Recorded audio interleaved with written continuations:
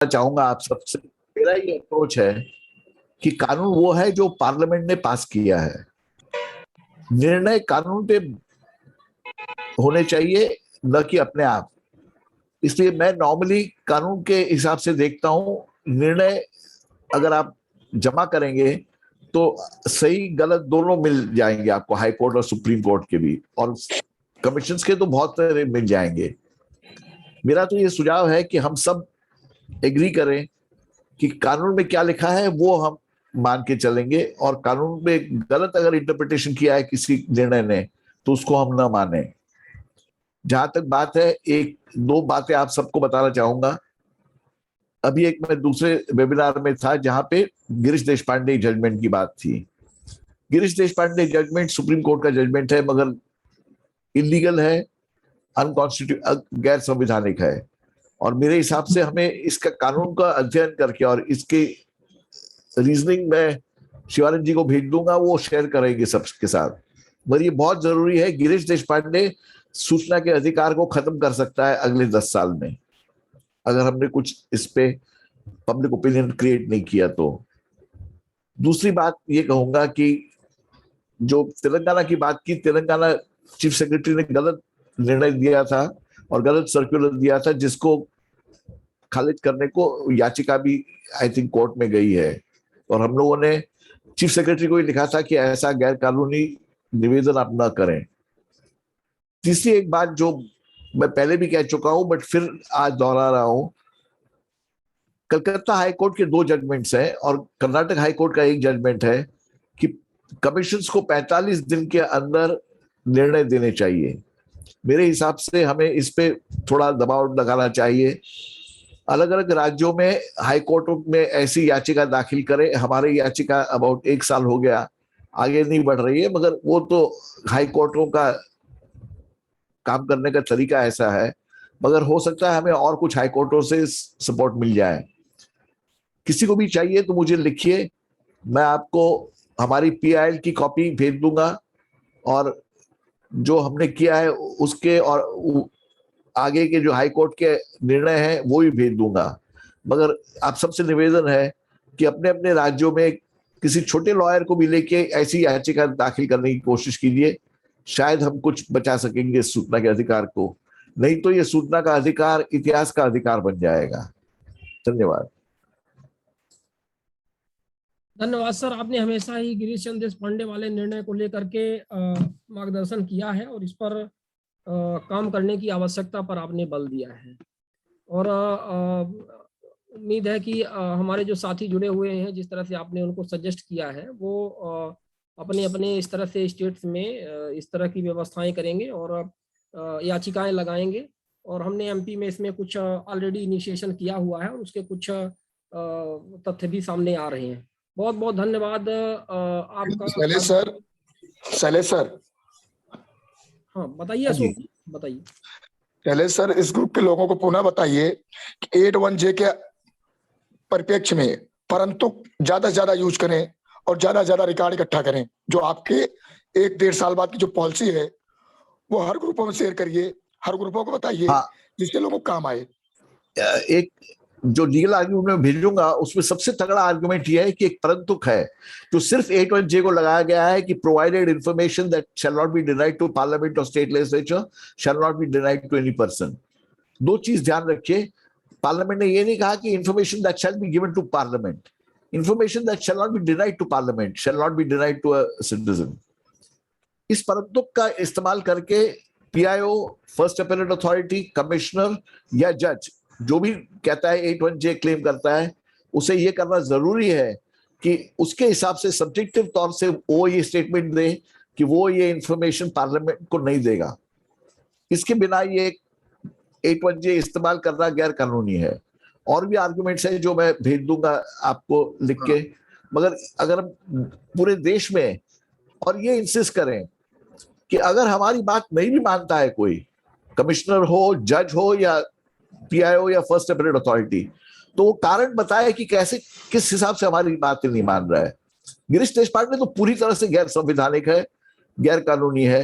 Unfortunately ये लिया जा रहा है, इसको हमें अपोज करना बहुत जरूरी है। सर यहाँ एक बात और कहूंगा, हमें कानून का जो अधिकार प्राप्त है, किसी भी कानून का, वो हमारी संसद ने बनाया है। और संसद जब मना नहीं कर रही, कानून में सूचना नहीं मिलेगी, तो ये सुप्रीम कोर्ट कौन होता है वो ऑब्जेक्शन लगाने वाला?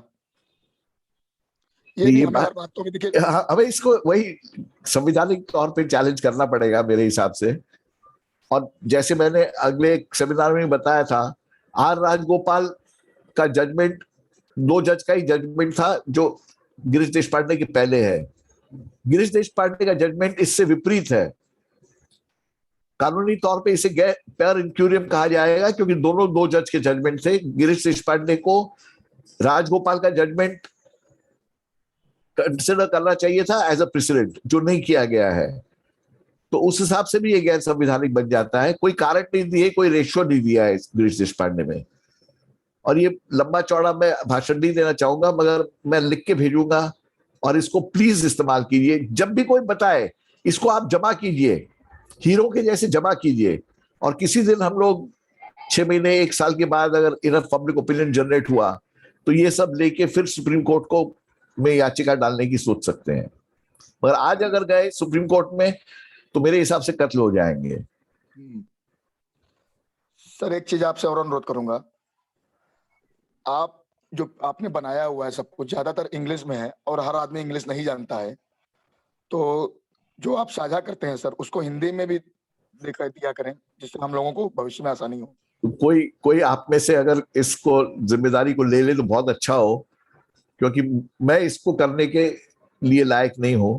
और दूसरी एक प्रॉब्लम मैं बता दूं इसमें 81J में प्राइवेसी शब्द जो है अंग्रेजी में, उसका हिंदी इक्विवेलेंट मिलना मुश्किल है। गोपनीय है, गलत है। गोपनीय कॉन्फिडेंशियल है। तो जैसे आप गोपनीय बोल देते हैं तो मतलब फिर तो वो गया काम से। अच्छा, प्राइवेसी इज नॉट गोपनीय, प्राइवेसी इज नॉट निजी। कुछ लोग इसको निजिता कहते हैं, निजिता भी गलत है। निजिता इज पर्सनल। प्राइवेसी का मुझे इक्विवेलेंट शब्द हिंदी में नहीं मिलता है। जी सर, धन्यवाद। और अशोक जी, इसको हम ही लोगों को करना पड़ेगा। आप सब चीजें आप अपेक्षा ना करें ये कि मतलब गांधी सर जैसे लोग या आत्मदीप सर, सुभाष सर जो भी हैं, मतलब हमारे इनसे आप अपेक्षा जरूर कीजिए, हम लोगों को भी करने की आवश्यकता है। और मेरी कैपेबिलिटी नहीं है, मेरी कैपेबिलिटी नहीं है। हम लोग इतना तो मतलब ट्रांसलेट स्वयं भी कर सकते हैं, नहीं कर सकते हैं। जहां भी दिक्कत आती है तो हमें स्वयं भी उसका एक अल्टरनेटिव ढूंढना चाहिए। और जो मल्टीलिंगुअल लोग हैं उनसे ये करवा करके, तो इसमें ज्यादा खर्च भी ऐसे नहीं आएगा। यदि बहुत ज्यादा दिक्कत हो रही है, टेक्निकल शब्द है, लेकिन ज्यादातर हो जाएगा। तो इस तरह से धन्यवाद सर, जितना भी आप कर पा रहे हैं हमारे लिए बहुत सौभाग्य की बात है। कार्यक्रम में अभी हम आगे बढ़े और हमारे बीच में माननीय सुभाष अग्रवाल जी जुड़ चुके हैं। और जैसा आप सभी को ज्ञात है कि आप एक जाने माने RTI एक्टिविस्ट रह चुके हैं और एक बिजनेसमैन भी हैं। और आप दिल्ली कॉलेज ऑफ इंजीनियरिंग के आप एलुमनाई हैं। और साथ में आपने बहुत महत्वपूर्ण कार्य आपने किए हुए हैं। आपका Guinness book of Guinness world records में आपका नाम है। आपने 3699 पत्र जो आपने एडिटर्स के नाम पे लिखे थे वो सभी पब्लिश हुए। और किसी भी व्यक्ति के द्वारा किसी भी न्यूज़पेपर के एडिटर को लिखे गए पत्रों का इतना पब्लिकेशन होना एक रिकॉर्ड की बात है।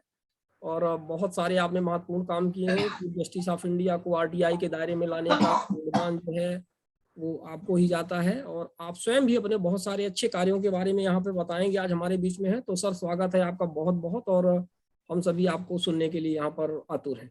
धन्यवाद। नमस्ते सर, शैलेश गांधी जी नमस्ते। गांधी जी आपको बहुत कुछ बता चुके। मैं तो इन लोगों के सानिध्य में ही काम करता रहा हूँ हमेशा। जब ये कमिश्नर थे तो भी इन्होंने मेरे को बहुत सिखाया। और साथ ही मेरी कई महत्वपूर्ण याचिकाएं हैं, उनमें इन्होंने ऐसे ऐसे निर्णय दिए जिनसे अभूतपूर्व सुधार हुए। मेरे को याद आता है सर, निगमबोध घाट जो दिल्ली का मोस्ट पॉपुलर कन्वेंशन ग्राउंड है वो आपके निर्णय के बाद बिल्कुल उसका कायाकल्प हो गया। वहां से पुराना मैनेजमेंट छोड़कर ही चला गया, जिसमें बहुत सारी गड़बड़ियां होती थी। और अब नए मैनेजमेंट आके उसने बिल्कुल पूरा उसका पूरा सुधार कर दिया है। तो ये सब श्री शैलेश गांधी जी के और सूचना आयुक्त बड़े अच्छे रहे, मेरे साथ सभी का सहयोग रहा। वजाहत हबीबुल्ला जी से लेके और आज तक गिरी भाई के सिन्हा तक पूरा का पूरा मान सम्मान देते हैं, और सबसे मैं कुछ सीखता हूँ, और सभी अच्छे अच्छे निर्णय देते हैं। क्योंकि मेरा कभी भी लक्ष्य कोई पर्सनल पब्लिसिटी सीकिंग या ब्लैकमेलिंग ये तरीके के नहीं थे। मैंने हमेशा करीब 6000 RTI एप्लीकेशन मैंने सन 2014 तक लगाई थी, और उसमें लगभग 90% में 90% में तो मेरे को पब्लिक अथॉरिटीज से संतुष्टि मिल गई। क्योंकि यहाँ मैं एक बात बताना चाहूंगा कि एप्लीकेशन की ड्राफ्टिंग भी अपने आप में एक आर्ट है। आप सीधे सीधे पूछोगे ऐसा क्यों हुआ, इसकी कारण बताओ, वो RTI में रिजेक्ट हो जाएगा। सीधा पूछिए file noting, correspondence and other documents, इससे हमारी जो भी हम सूचना मांग रहे हैं उससे संबंधित, तो उसमें सारा क्यों और क्या आ जाएगा। दिलचस्प उदाहरण बताता हूँ कि ये जब लोकसभा के 2014 के इलेक्शन डिक्लेयर हुए, तो ये एक नीति है कि जब नोटिफिकेशन इलेक्शंस का निकल जाता है तो ब्यूरोक्रेट्स हावी हो जाते हैं, पॉलिटिकल रूलर्स की से खत्म हो जाती है। तो उस समय के जो वित्त सचिव थे उन्होंने एक फाइल नोटिंग चलवा दी कि ₹1 का नया नोट निकलना चाहिए। मेरे ख्याल से आप में से अधिकतर को तो ये पता ही नहीं होगा कि 2015 के बाद ₹1 का नया नोट निकला और वो बंद हो गया। मेरे बार बार लिखने से बंद भी हुआ। मेरे को याद आता है करीब 1995 1995 में मैं लेटर्स टू एडिटर लिखता रहा हूँ 1967 से, और हमेशा पब्लिक इंटरेस्ट में लिखता था। तो मैंने 1995 में रिजर्व बैंक को एक सुझाव दिया था कि 1, 2 और 5 रुपए के नोटों की लाइफ कम है, प्रिंटिंग कॉस्ट ज्यादा है, कॉइन्स पॉपुलर हो गए हैं, तो इसे बंद कर दिया जाए। तो रिजर्व बैंक से जवाब आया कि अभी हमारे पास कागज और स्याही बहुत है, इसलिए अभी बंद नहीं कर रहे। 1 साल बाद मैंने फिर लिखा, मैंने कहा भाई अब तो कागज खत्म हो गया होगा, स्याही एक्सपायर हो गई होगी या सूख गई होगी, या आपके पास इन्वेंट्री के लिए इतना पैसा है कि आप 10 साल का मटेरियल खरीद के रख लेते हैं। तो वो नोट बंद हुआ। फिर अचानक 6 मार्च 2015 को एक न्यूज आइटम आई कि ₹1 का नया नोट द्वारा मंदिर पे तत्कालीन वित्त सचिव राजीव महर्षि जी ने जारी किया। मैंने उसके ऊपर सारे डिसीजन टेकन के ऊपर करस्पॉन्डेंस फाइल नोटिंग वगैरह मांगी, तो उसकी सारी वजह सामने आ जाती। चक्कर क्या है कि आप में से बहुत कम लोगों को पता होगा कि ₹1 का नोट अकेला ऐसा नोट है जिसपे कि रिजर्व बैंक के गवर्नर के दस्तखत नहीं होते हैं, उसपे भारत सरकार के सचिव स्तर के किसी के भी दस्तखत होते हैं। और 1995 से पहले तो ऐसे दस्तखत करने के लिए कोई क्रेज नहीं था, क्योंकि रोज ही नया प्रिंट आता तो कोई भी दस्तखत कर देता था। पर जब ये 2015 में नोट निकला तो ये सिर्फ एक इसलिए निकला कि जो 2014 में वित्त सचिव थे उन्होंने ये सोचा मेरे नाम का सिक्का चल जाएगा। पर उनका दुर्भाग्य कि जब तक नोट जारी हुआ, जब तक उनका तबादला हो चुका था और राजीव महर्षि जी के दस्तखत से चालू हुआ। फिर मैंने दोबारा RTI लगाई कि वो इसका तुमने वितरण कैसे किया, नोट नजर ही नहीं आ रहा कहीं पे भी। वेबसाइट पे 99 रुपीज का नोट बिक रहा है और ब्लैक में 1500 की गड्डी बिक रही है, बैंक वालों ने भी नहीं देखा नोट का भी। तो रिजर्व बैंक ने तुरंत अपने एम्प्लॉयज को एक दिन 2-2 गड्डियां दी, हर बैंक ब्रांच में 10-10 गड्डी भेज दी और फॉर्मेलिटी पूरी कर दी, और उससे कुछ नहीं हुआ। बैंक एम्प्लॉयज में झगड़ा हो गया कि 10 गड्डियां 20 एम्प्लॉय हैं, कौन गड्डी लेगा। तो इस तरीके से फिर मैंने रीप्रिंट के ऊपर RTI लगाई कि अब इसका रीप्रिंट क्यों हो रहा है। तो रीप्रिंट की RTI से ये पता लगा फाइल नोटिंग कितनी महत्वपूर्ण है, ये मैं आपको बता रहा हूँ। फाइल नोटिंग कॉरेस्पॉन्डेंस जरूर मांगिए। उससे ये पता लगा कि वित्त मंत्रालय के 3 सचिव स्तर के अधिकारियों में झगड़ा हो गया कि नोट पे दस्तखत कौन करेगा। एक बोले मैं वित्त सचिव हूँ, पूरी मिनिस्ट्री का मालिक हूँ, मैं करूंगा। डिपार्टमेंट ऑफ इकोनॉमिक अफेयर्स वाले बोले कि करेंसी और कॉइन्स मेरे अंडर आता है इसलिए मैं करूंगा। एक तीसरे बोले कि सबसे ज्यादा उम्र मेरी है वित्त मंत्रालय में, इसलिए मैं करूंगा। अल्टीमेटली वो वित्त सचिव के हस्ताक्षर से उसका रिप्रिंट निकला और उन्हें 3 महीने का एक्सटेंशन सिर्फ इसलिए दिया गया कि वो नोट जारी हो जाए, क्योंकि ये एक नीति है, मतलब ये एक पॉलिसी मैटर है कि अगर हस्ताक्षरकर्ता के रिटायरमेंट के बाद नोट आएगा तो वो सारे नोट जो हैं वो श्रेड करने पड़ेंगे, सर्कुलेशन में नहीं आ सकते। एक बार ये ऐसा 100 रुपए का नोट इनको श्रेड करना पड़ा था जब मिस्टर सुब्बा राव गवर्नर थे, उनके रिटायरमेंट के बाद वो नोट जारी होने आया तो वो रोक के श्रेड किया गया। खैर, मैं तो लेटर्स टू एडिटर लिखता रहता हूँ, तो मैंने तो अब भी बार बार लिख के अल्टीमेटली अब मेरे पास जवाब आया जी, अब हमने उस 1 रुपए के नोट की प्रिंटिंग बंद कर। तो ये फाइल नोटिंग का मैं आपको असर बता रहा हूँ। इसीलिए फाइल नोटिंग जो है, डीओपीटी कभी भी तैयार नहीं था फाइल नोटिंग को आरटीआई में मानने के लिए। केंद्रीय सूचना आयोग के हमेशा निर्णय आते थे फाइल नोटिंग आरटीआई में आती है। Department of personal and training अपनी वेबसाइट पे कहता था फाइल नोटिंग आरटीआई के दायरे में नहीं आती। इसका समाधान भी आरटीआई से निकला। मैंने एक आरटीआई डीओपीटी में लगाई, उसमें और प्रश्नों के अलावा एक प्रश्न ये था कि आपने उन अधिकारियों के खिलाफ क्या कार्रवाई करी जिन्होंने फाइल नोटिंग के ऊपर जो सीआईसी का फैसला था उसको समय रहते अदालत में क्यों नहीं चुनौती दी, अगर आप उससे संतुष्ट नहीं थे। तो डीओपीटी के जो उस समय अधिकारी थे, उन्होंने मेरे को सूचना आयोग में जब पेशी हुई तो बताया कि जी इसके ऊपर तो बहुत ज्यादा झमेला हो गया, क्योंकि डॉक्टर मनमोहन सिंह जो प्रधानमंत्री के साथ डीओपीटी का भी चार्ज देखते थे, उन्होंने हम लोगों से कहा भाई अब सीधे सीधे फाइल नोटिंग आरटीआई में मान लो, नहीं तो मेरे को सबके खिलाफ कार्रवाई करनी पड़ेगी। तो जाके कंफ्यूजन दूर हुआ कि फाइल नोटिंग आरटीआई में आती है, और फाइल नोटिंग ही हर एक चीज की जान होती है। जो आपके पास सरकार से कोई जवाब आता है 4 लाइनों का, वो तो बड़ा पॉलिश रिप्लाई होता है, पर उसके पीछे क्यों और क्या कैसे हुआ कैसे नहीं हुआ वो सब फाइल नोटिंग और कॉरेस्पॉन्डेंस में लिखा रहता है। तो इसलिए, और क्योंकि हमारे देश का कानून एक सिविल सोसाइटी द्वारा तैयार किया गया था, शायद शैलेश गांधी जी भी उस से जुड़े हुए होंगे, मेरे को इतना नहीं पता।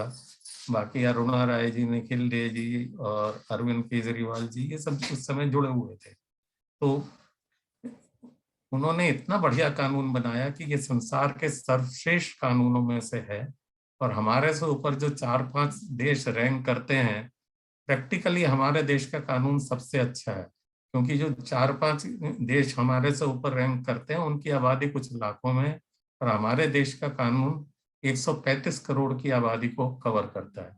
इसीलिए जो हमारे पड़ोसी मुल्क हैं, उन्होंने जब ऐसे ट्रांसपेरेंसी एक्ट बनाए तो उन्होंने दिल्ली आके सब स्टेक होल्डर्स जैसे केंद्रीय सूचना आयोग, सरकारी विभाग डीओपीटी जो कि नोडल एजेंसी है, या हम जैसे जो आरटीआई एक्टिविस्ट थे, वो उन सबसे अलग अलग मीटिंग करके और उनके व्यूज मांगे।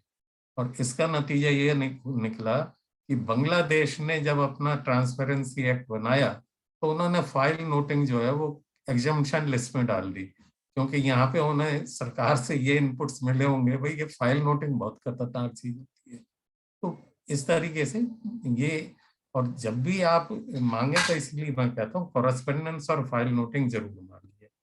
और बाकी तो ये देश का कानून जो इतना अच्छा है कि पार्लियामेंटेरियंस ने, प्रोमिनेंट पार्लियामेंटेरियंस ने अपने पार्लियामेंट्री प्रिविलेज की जगह आरटीआई एक्ट का सहारा लिया गवर्नमेंट को ग्रिल करने के लिए, क्योंकि पार्लियामेंट में जो एक अनस्टार्ड क्वेश्चन होता है, मतलब जिसका रिटर्न रिप्लाई आता है, उसमें एक पार्लियामेंटेरियन को गवर्नमेंट ने जो एक रिप्लाई दे दिया that is full and final.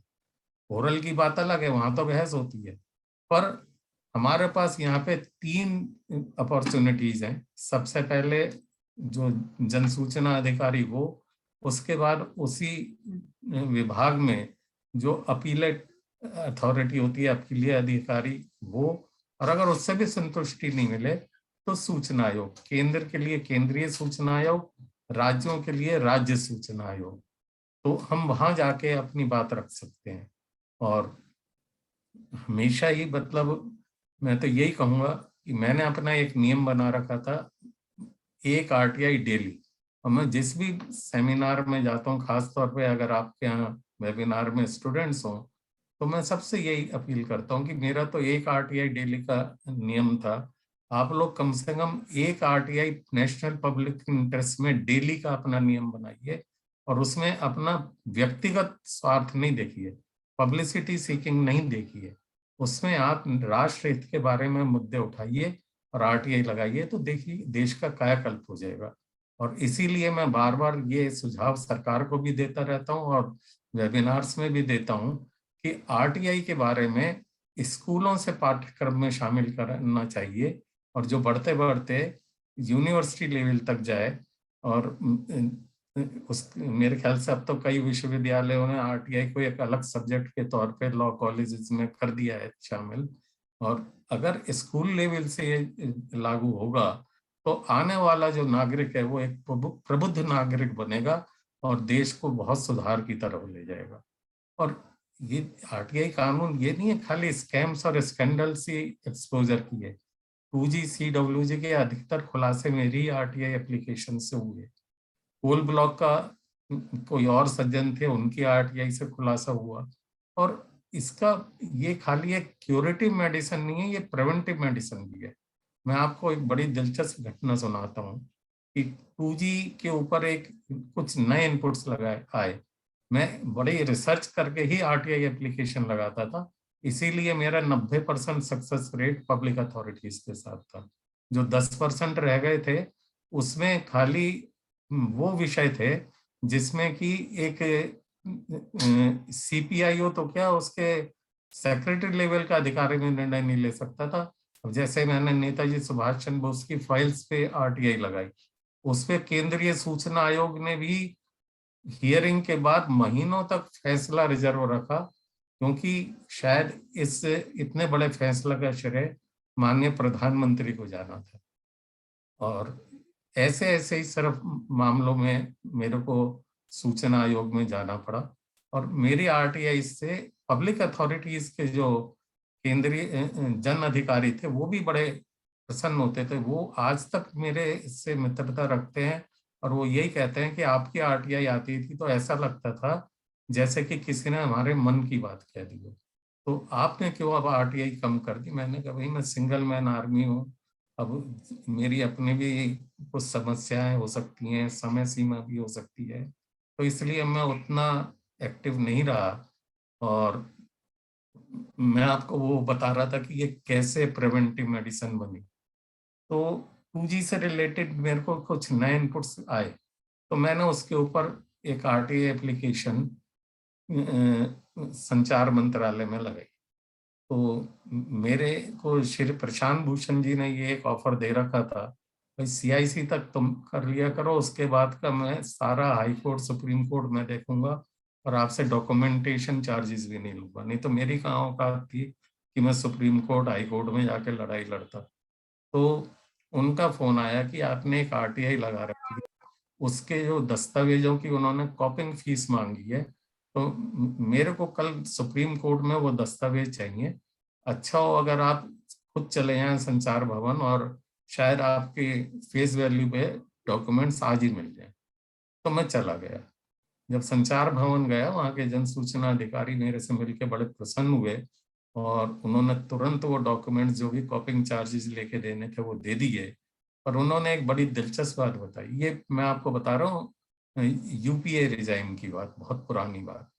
तो उन्होंने एक बड़ी दिलचस्प बात बताई। उन्होंने कहा कि ये जो सब्जेक्ट मैटर है उस पर मैंने कुछ फाइल नोटिंग बनाई थी।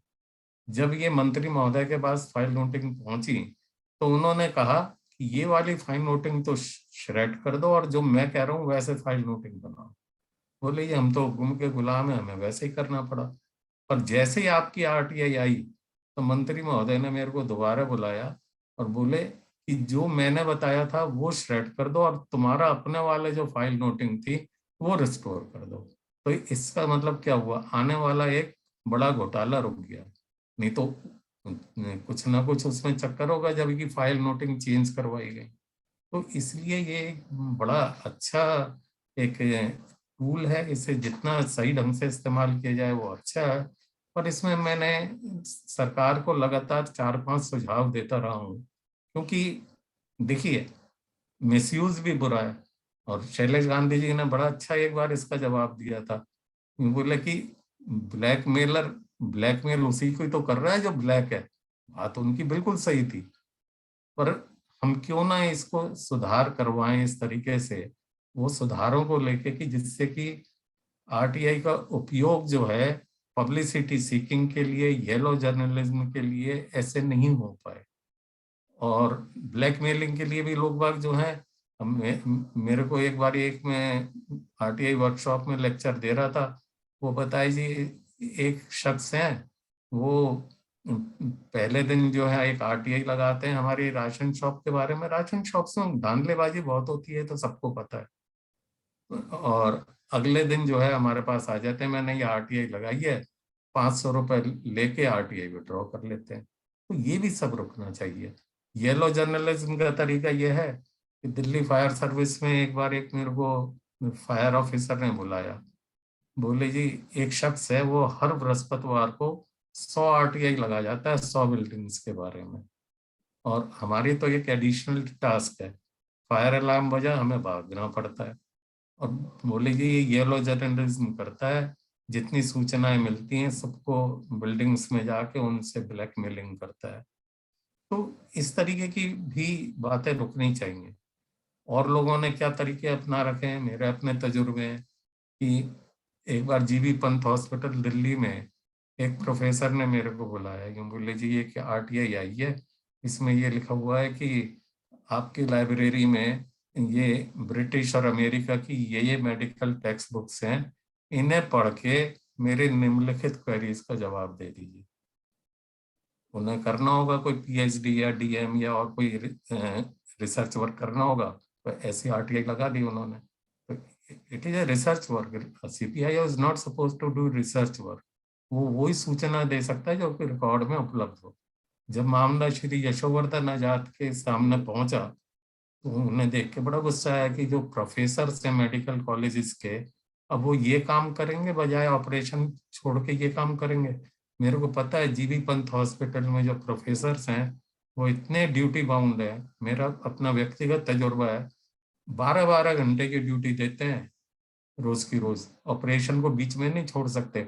अब उनके सिर पर यह आरटीआई के वो आ जाएगा। एक तो पहली बात यह है कि आरटीआई का चैनल जो है एडमिनिस्ट्रेटिव पावर्स तक रहना चाहिए। ये इस तरह सीनियर डॉक्टर्स वगैरह को इन चीजों में इन्वॉल्व नहीं करना चाहिए। ये तो हमारे एडमिनिस्ट्रेटिव तंत्र को भी ये बात सोचनी चाहिए। तो इन सब को देखते हुए मैंने 5 सुझाव दिए। पहले क्या था कि कहीं पे 10 रुपए आरटीआई फीस थी, कहीं पे 500 रुपए तक भी आरटीआई फीस थी, अधिकतर हाई कोर्ट्स में 500 रुपए फीस थी, दिल्ली हाई कोर्ट में भी 500 रुपए फीस थी। वो तो जस्टिस एपी शाह ने आके वो 50 रुपए करी और ऐसे रूल्स बना दिए सेक्शन 27 और 28 में, कॉम्पिटेंट अथॉरिटीज और राज्यों को ये पावर है कि वो रूल्स बना सकते हैं। दिल्ली हाई कोर्ट ने ऐसे रूल्स बना दिए जो कि आरटीआई एक्ट के खिलाफ थे। तो वो तो जस्टिस एपी शाह जब दिल्ली के चीफ जस्टिस बने तो उन्होंने वो रूल्स सारे चेंज कराए और फीस भी 500 से घटा के 50 रुपए करी। मैंने छत्तीसगढ़ में आरटीआई लगाई, वहाँ फर्स्ट अपील के भी ऊपर फीस है। अब पता हमें तो नहीं पता ना कहाँ पे फर्स्ट अपील पे फीस है, कहाँ सेकंड अपील में फीस है। तो मेरा एक सुझाव हमेशा से रहा है कि आरटीआई फीस यूनिफॉर्म होनी चाहिए। अब तो सुप्रीम कोर्ट ने एक जजमेंट में मैक्सिमम फीस 50 रुपए निर्धारण कर दी है। तो मेरा तो ये कहना है कि यूनिफॉर्मली ही 50 रुपए कर दिया जाए और साथ में first 20 pages free of cost दे दी जाए।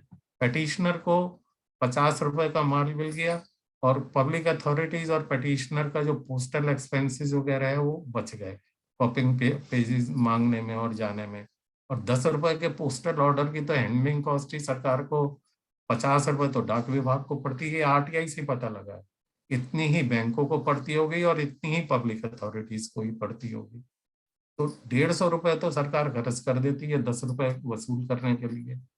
इसलिए मैंने ये भी सुझाव दिया कि 2 रुपए, 10 रुपए और 50 रुपए के आरटीआई स्टैंप निकाले जाए, जैसे कि एक जमाने में रेडियो टीवी लाइसेंस फीस के स्टैम्प्स हुआ करते थे, तो ऐसे स्टैम्प से आरटीआई का प्रचार भी होगा और जो ये पोस्टल ऑर्डर पर खर्चा होगा ये भी बच जाएगा।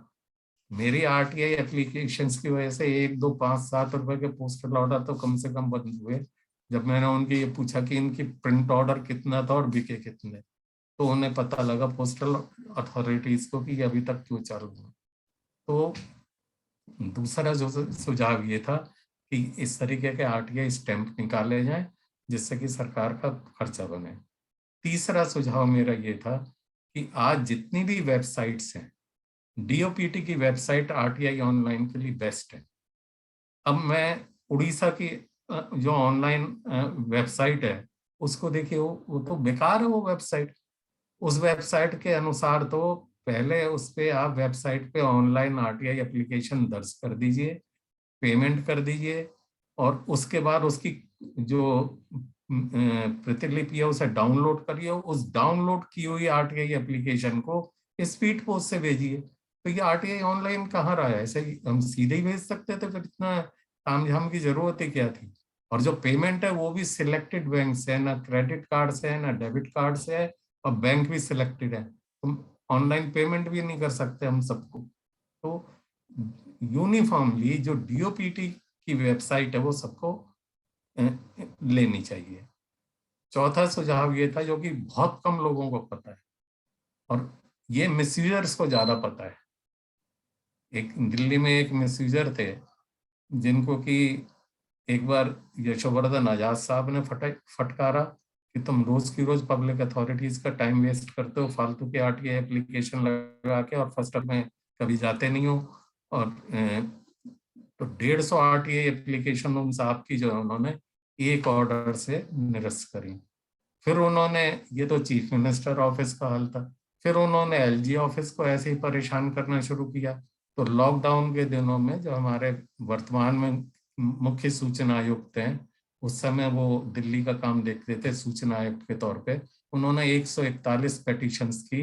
जब पूरी स्टडी करी तो उन्होंने उन्हें एक साथ निरस्त किया। तो उन साहब को, जो ये साहब थे, उन्हें उस फैसिलिटी का पता था। वो फैसिलिटी है कि भारत में 1,60,000 पोस्ट ऑफिस हैं और उनमें से करीब 4,500 पोस्ट ऑफिस में ये सुविधा है कि हम बिना पोस्टल चार्जेस के आरटीआई एप्लीकेशन केंद्रीय पब्लिक अथॉरिटीज को लगा सकते हैं। और वो साहब जो थे कृष्णानगर पोस्ट ऑफिस में जाके ऐसा करते थे। लिफाफा तक पोस्टल क्लर्क तो तैयार करना पड़ता है। आप तो सिर्फ जाके उन जो 4,500 चिन्हित पोस्ट ऑफिस हैं उनमें आरटीआई एप्लीकेशन की 2 प्रतिलिपि ले जाइए और 10 रुपए नगद दे दीजिए और एक पे वो स्टैंप लगा के दे देंगे। लिफाफा तक भी वही तैयार करेंगे। तो ऐसी सुविधा का उपयोग करिए, कोई करता ही नहीं है। तो मेरा जो चौथा सुझाव था वो ये था कि ये सुविधा भारत के सभी डाकघरों में होनी चाहिए, क्योंकि छोटे डाकघर से रोज शाम को ये पोस्ट बैग बड़े डाकघर में जाता है, जिसमें कि बचा हुआ रेवेन्यू मटेरियल जैसे पोस्टल ऑर्डर हुए, डाक टिकट हुए, और जो रेवेन्यू कलेक्ट होता है स्पीड पोस्ट और रजिस्टर्ड पोस्ट वगैरह से या सेल से, वो उस लिफाफे में उस बैग में जाता है। अगर 2-4 आरटीआई एप्लीकेशन आए वो भी उसमें डाल दो। तो ये मेरा एक सुझाव था। 5वां सुझाव एक और है मेरा। वो सुझाव ये है जिसका कि मैं ही शिकार हूँ। मेरे नाम से करीब 50 आरटीआई एप्लीकेशन फर्जी लगाई, क्योंकि वो मेरे नाम और पते से लगती हैं, इसलिए जवाब तो मेरे पास आता है। और अधिकतर वो जो क्या होता है कि उसमें एक ही ऑफिस में एक पर्सन अपने राइवल जो वहाँ का स्टाफर है उसको टारगेट करते हुए मेरे नाम से आरटीआई एप्लीकेशन लगा देता है। एक ने तो मेरे ऊपर 50 लाख का मानहानि का नोटिस दे दिया कि आपने मेरे को बेईमान समझ के आरटीआई कैसे लगाई। तो ये इस तरीके की प्रवृत्ति को रोकने के लिए मेरा कहना ये है, शायद शैलेश गांधी जी सहमत हो या नहीं हो मेरे को नहीं पता, कि पंजाब हरियाणा हाई कोर्ट का एक वर्डिक्ट है, fruit and merchant union versus unknown. उसके अनुसार हर एक आरटीआई एप्लीकेशन फर्स्ट अपील और सेकंड अपील के साथ आइडेंटिटी प्रूफ एनक्लोज होना चाहिए। और ये अगर हो जाता तो मेरे को इतना विक्टिम नहीं बनना पड़ता। और जो फर्जी नामों से आरटीआई लगती हैं, मैं इसका और एक उदाहरण देता हूँ फर्जी नामों से आरटीआई लगने का। जो मेरे नाम से आरटीआई लगाई, किसी ने एक ऐसी आरटीआई लगा दी कि राजस्थान मुख्यमंत्री के आरटीआई लगा दी मेरे नाम से, लिखा दी सुभाष अग्रवाल, नाम से पहले दी नहीं लगता, famous RTI officer of India, ना मैं फेमस हूं ना मैं ऑफिसर हूं, दिल्ली। और उसके जवाब मेरे पास पहुंच गया। पूछा ये था कि दिल्ली के सरकारी अस्पतालों में राजस्थान के मूल निवासी कितने कार्यरत हैं, उनका पूरा ब्यौरा मेरे को दिया जाए। अब राजस्थान के मुख्यमंत्री कार्यालय ने भी ये नहीं देखा कि इस पे दस्तखत तक तो है नहीं, उन्होंने दिल्ली सरकार को ट्रांसफर कर दिया। दिल्ली सरकार ने भी गौर नहीं किया कि इसमें कोई दस्तखत नहीं है, उन्होंने दिल्ली के जितने सरकारी अस्पताल थे उनको ट्रांसफर कर दी। अब वहां से मेरे पास इतने मोटे मोटे कागजों के गट्ठर बन के आए। अब बताइए कितने मैन आवर्स उसमें लगे होंगे। मैं इस तरीके के आरटीआईज नहीं लगाता, पर मेरे को अफसोस होता है कि मेरे नाम का दुरुपयोग करते हुए इस तरीके की आरटीआईज लगती हैं। तो मैं आपको और बता रहा था कि इस तरीके के, तो इसलिए हर एक, हाँ, मौलाना आजाद डेंटल कॉलेज का उदाहरण दे, वहाँ के जो प्रिंसिपल थे उनसे मेरे 30-40 साल पुराने घनिष्ठ संबंध थे। उन्होंने एक बार मेरे को बुलाया और बोले, जी ये आरटीआई एप्लीकेशन आई है और इसमें सिवाय गाली गलौज के और कुछ नहीं है। मैंने पढ़ी आरटीआई एप्लीकेशन। मैंने कहा, जी आप सरकारी नौकरी करते हो, गाली खाने के लिए थोड़ी बैठोगे, राइटिंग में गालियां हैं, आप इसके खिलाफ एक्शन लीजिए, पुलिस में जाइए। बोले, जी छोड़ो पुलिस छोड़ो, आप इसका जवाब लिखवा दो, पुलिस में जाएंगे और 100 झंझट, हमारे यहाँ उनको पहले कम झंझट नहीं है। खैर मैंने जवाब लिखवा दिया। अब जवाब लिखवा दिया तो एक दिन फिर उनका फोन आया, बोले, जी फर्स्ट अपील भी आ गई और ये लिफाफा भी वापस आ गया कि ना तो ये शख्स उपलब्ध है और ना ही ये पता उपलब्ध है। तो हम ताज्जुब में कि ये फर्स्ट अपील कैसे आ गई। बोले, मैंने कहा, जी आप वो शायद वो जो डीओपीटी का सर्कुलर है वो फॉलो करते होंगे कि जितने आरटीआई एप्लीकेशन आए और रिस्पॉन्स हो उसे आप वेबसाइट पर डालिए। बोले, हाँ जी, वी आर परफेक्टली ट्रांसपेरेंट।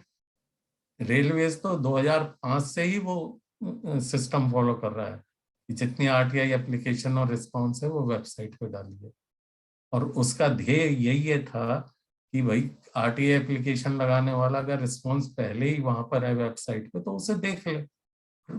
आज तक लाखों आरटीआई एप्लीकेशन और रिस्पॉन्स पढ़ चुके होंगे, तो हमें क्या पता कौन सा रिस्पॉन्स हमें सूट करता है। खैर एनीवे, तो वो जो मिसयूजर साहब थे उन्होंने वेबसाइट पे वो रिस्पांस पढ़ लिया, लिफाफा तो वापस हो ही गया और उसे देख के फर्स्ट अपील लगा दी। तो इस तरीके की प्रवृत्ति रोकने के लिए ही मैंने ये सुझाव दिया। और अच्छा, कुछ होते हैं पब्लिसिटी सीकर कि 10 रुपए में अपने तमाशा देखते रहो। भाई 2005 में 2 रुपए का रेलवे प्लेटफॉर्म था, आज पता नहीं कितने का है, 20 का है, 50 का है। 2 रुपए का एफिडेविट था जब, और आज पता नहीं कितने का। इसीलिए मैंने कहा कि आरटीआई एप्लीकेशन फीस को यूनिफॉर्मली विद कॉपिंग चार्जेस, अभी तो हम 10 रुपए का लगाते हैं तो 20 पेज होंगे तो हमें 40 रुपए बाद में भेजने पड़ेंगे विद कॉपिंग चार्जेस, वो ऐसा कर दीजिए। बीपीएल कैटेगरी के लिए तो पहले आरटीआई फीस नहीं है। तो इस तरीके के मैंने 5 सुझाव दिए। तो इससे और एक फायदा होगा। आज भी केंद्रीय सूचना आयोग की तो मेरे को पता है, राज्य सूचना आयोग की मेरे को पता नहीं है। केंद्रीय सूचना आयोग में भरमार है ऐसे एप्लीकेंट्स की कि जिनकी हजारों की संख्या में वहां पे मैटर्स पेंडिंग है और जो कि बिल्कुल जनहित के नहीं है। और 40,000 की पेंडेंसी में से अगर ये खरपतवार निकल जाए तो जो जेन्युइन इंफॉर्मेशन सीकर हैं तो उनको कितनी सुविधा होगी। जैसे कि पंजाब सूचना आयोग में आज 2-3 महीने में ही नंबर आ जाता है। तो अगर इस तरीके के सुधार कर दिए जाएं तो जो जेन्युइन इंफॉर्मेशन सीकर हैं उनको शायद केंद्रीय सूचना आयोग में भी 6 महीने के अंदर अंदर सूचना मिल जाएगी।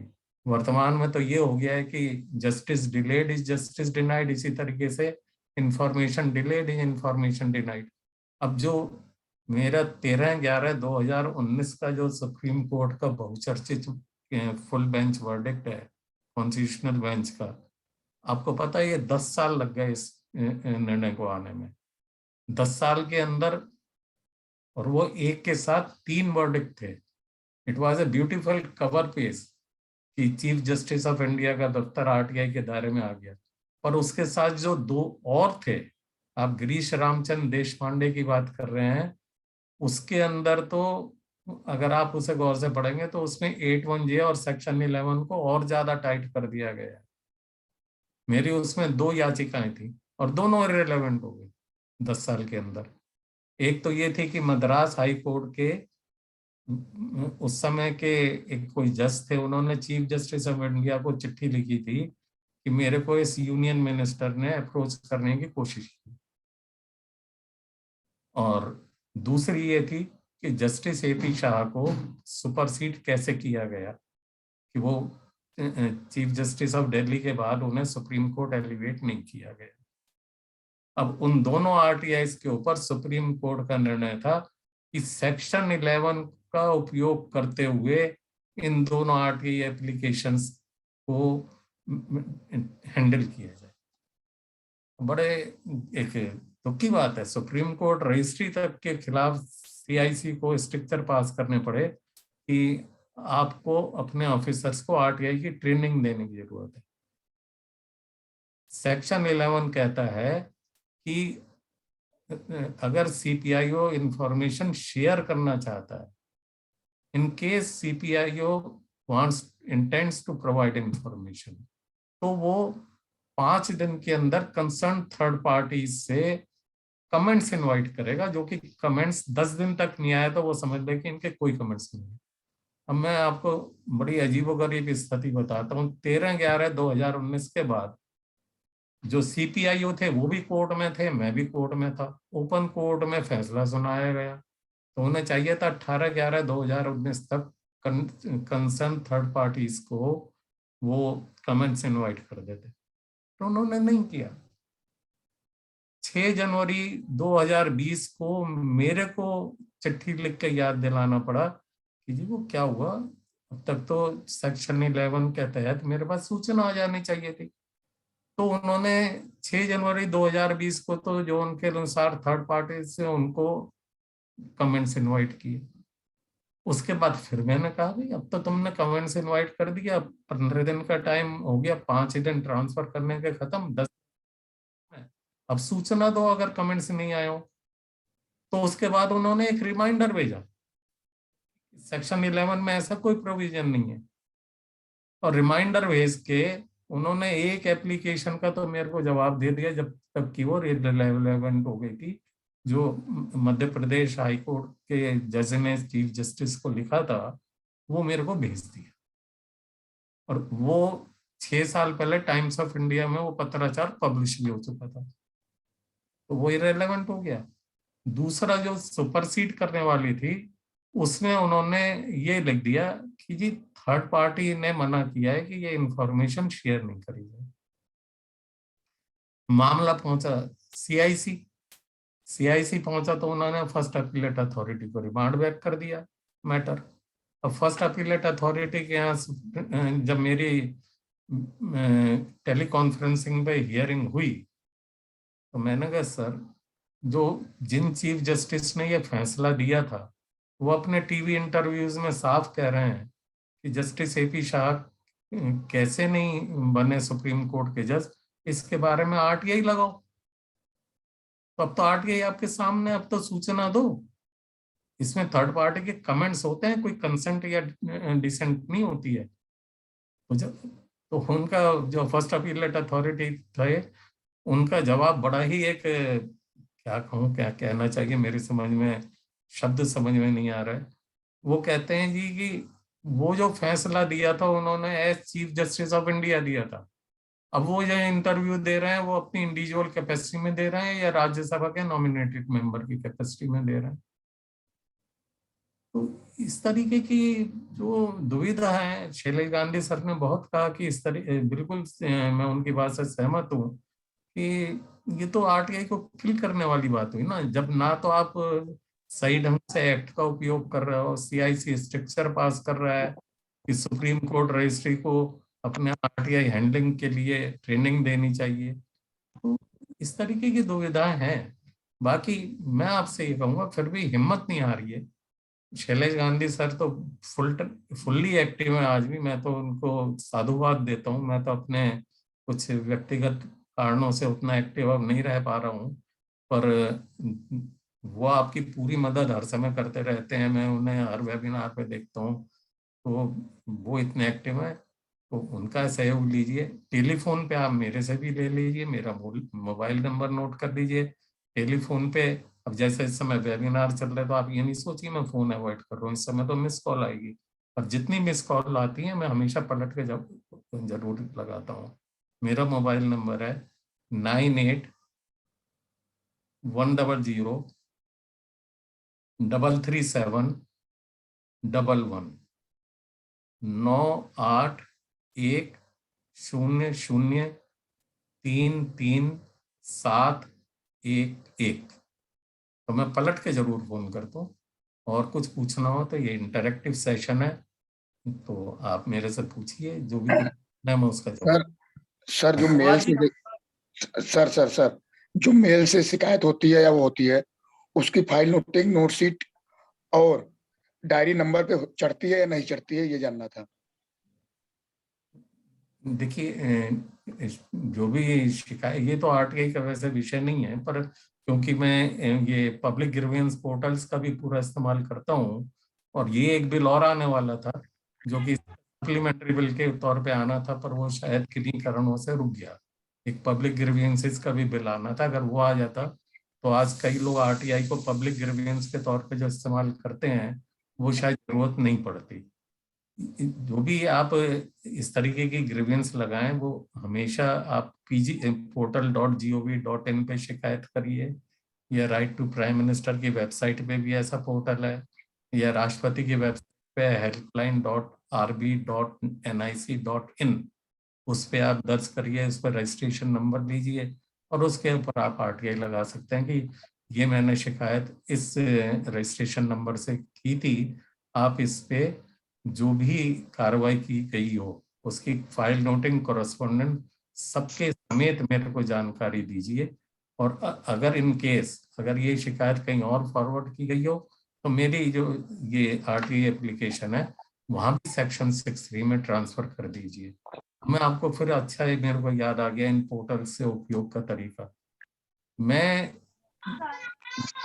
जैसा बताया लेटर्स टू एडिटर लिखता रहा, और हर चीज में ऑब्जर्वेटिव रहता था। तो मैंने ये नोट किया कि हमारे देश की, जब कंप्यूटर नहीं था, इंटरनेट नहीं था, इतनी इरेशनल पोस्टल टैरिफ थी कि आप एक अमेरिका एयर से पार्सल भेज रहे हो, अगर उसके 2 टुकड़ों में विभाजित कर दोगे तो टैरिफ ज्यादा लगेगा, एक में करोगे तो कम लगेगा। और जितने पोस्ट ऑफिस में जाओगे, क्योंकि मैनुअल कैलकुलेशन होता था, वो हर जगह का टैरिफ अलग अलग होता था हर पोस्ट ऑफिस का। तो मैंने एक सुझाव दिया कि जो टैरिफ होने चाहिए वो equal tariff rise for equal rise in weight slab होना चाहिए।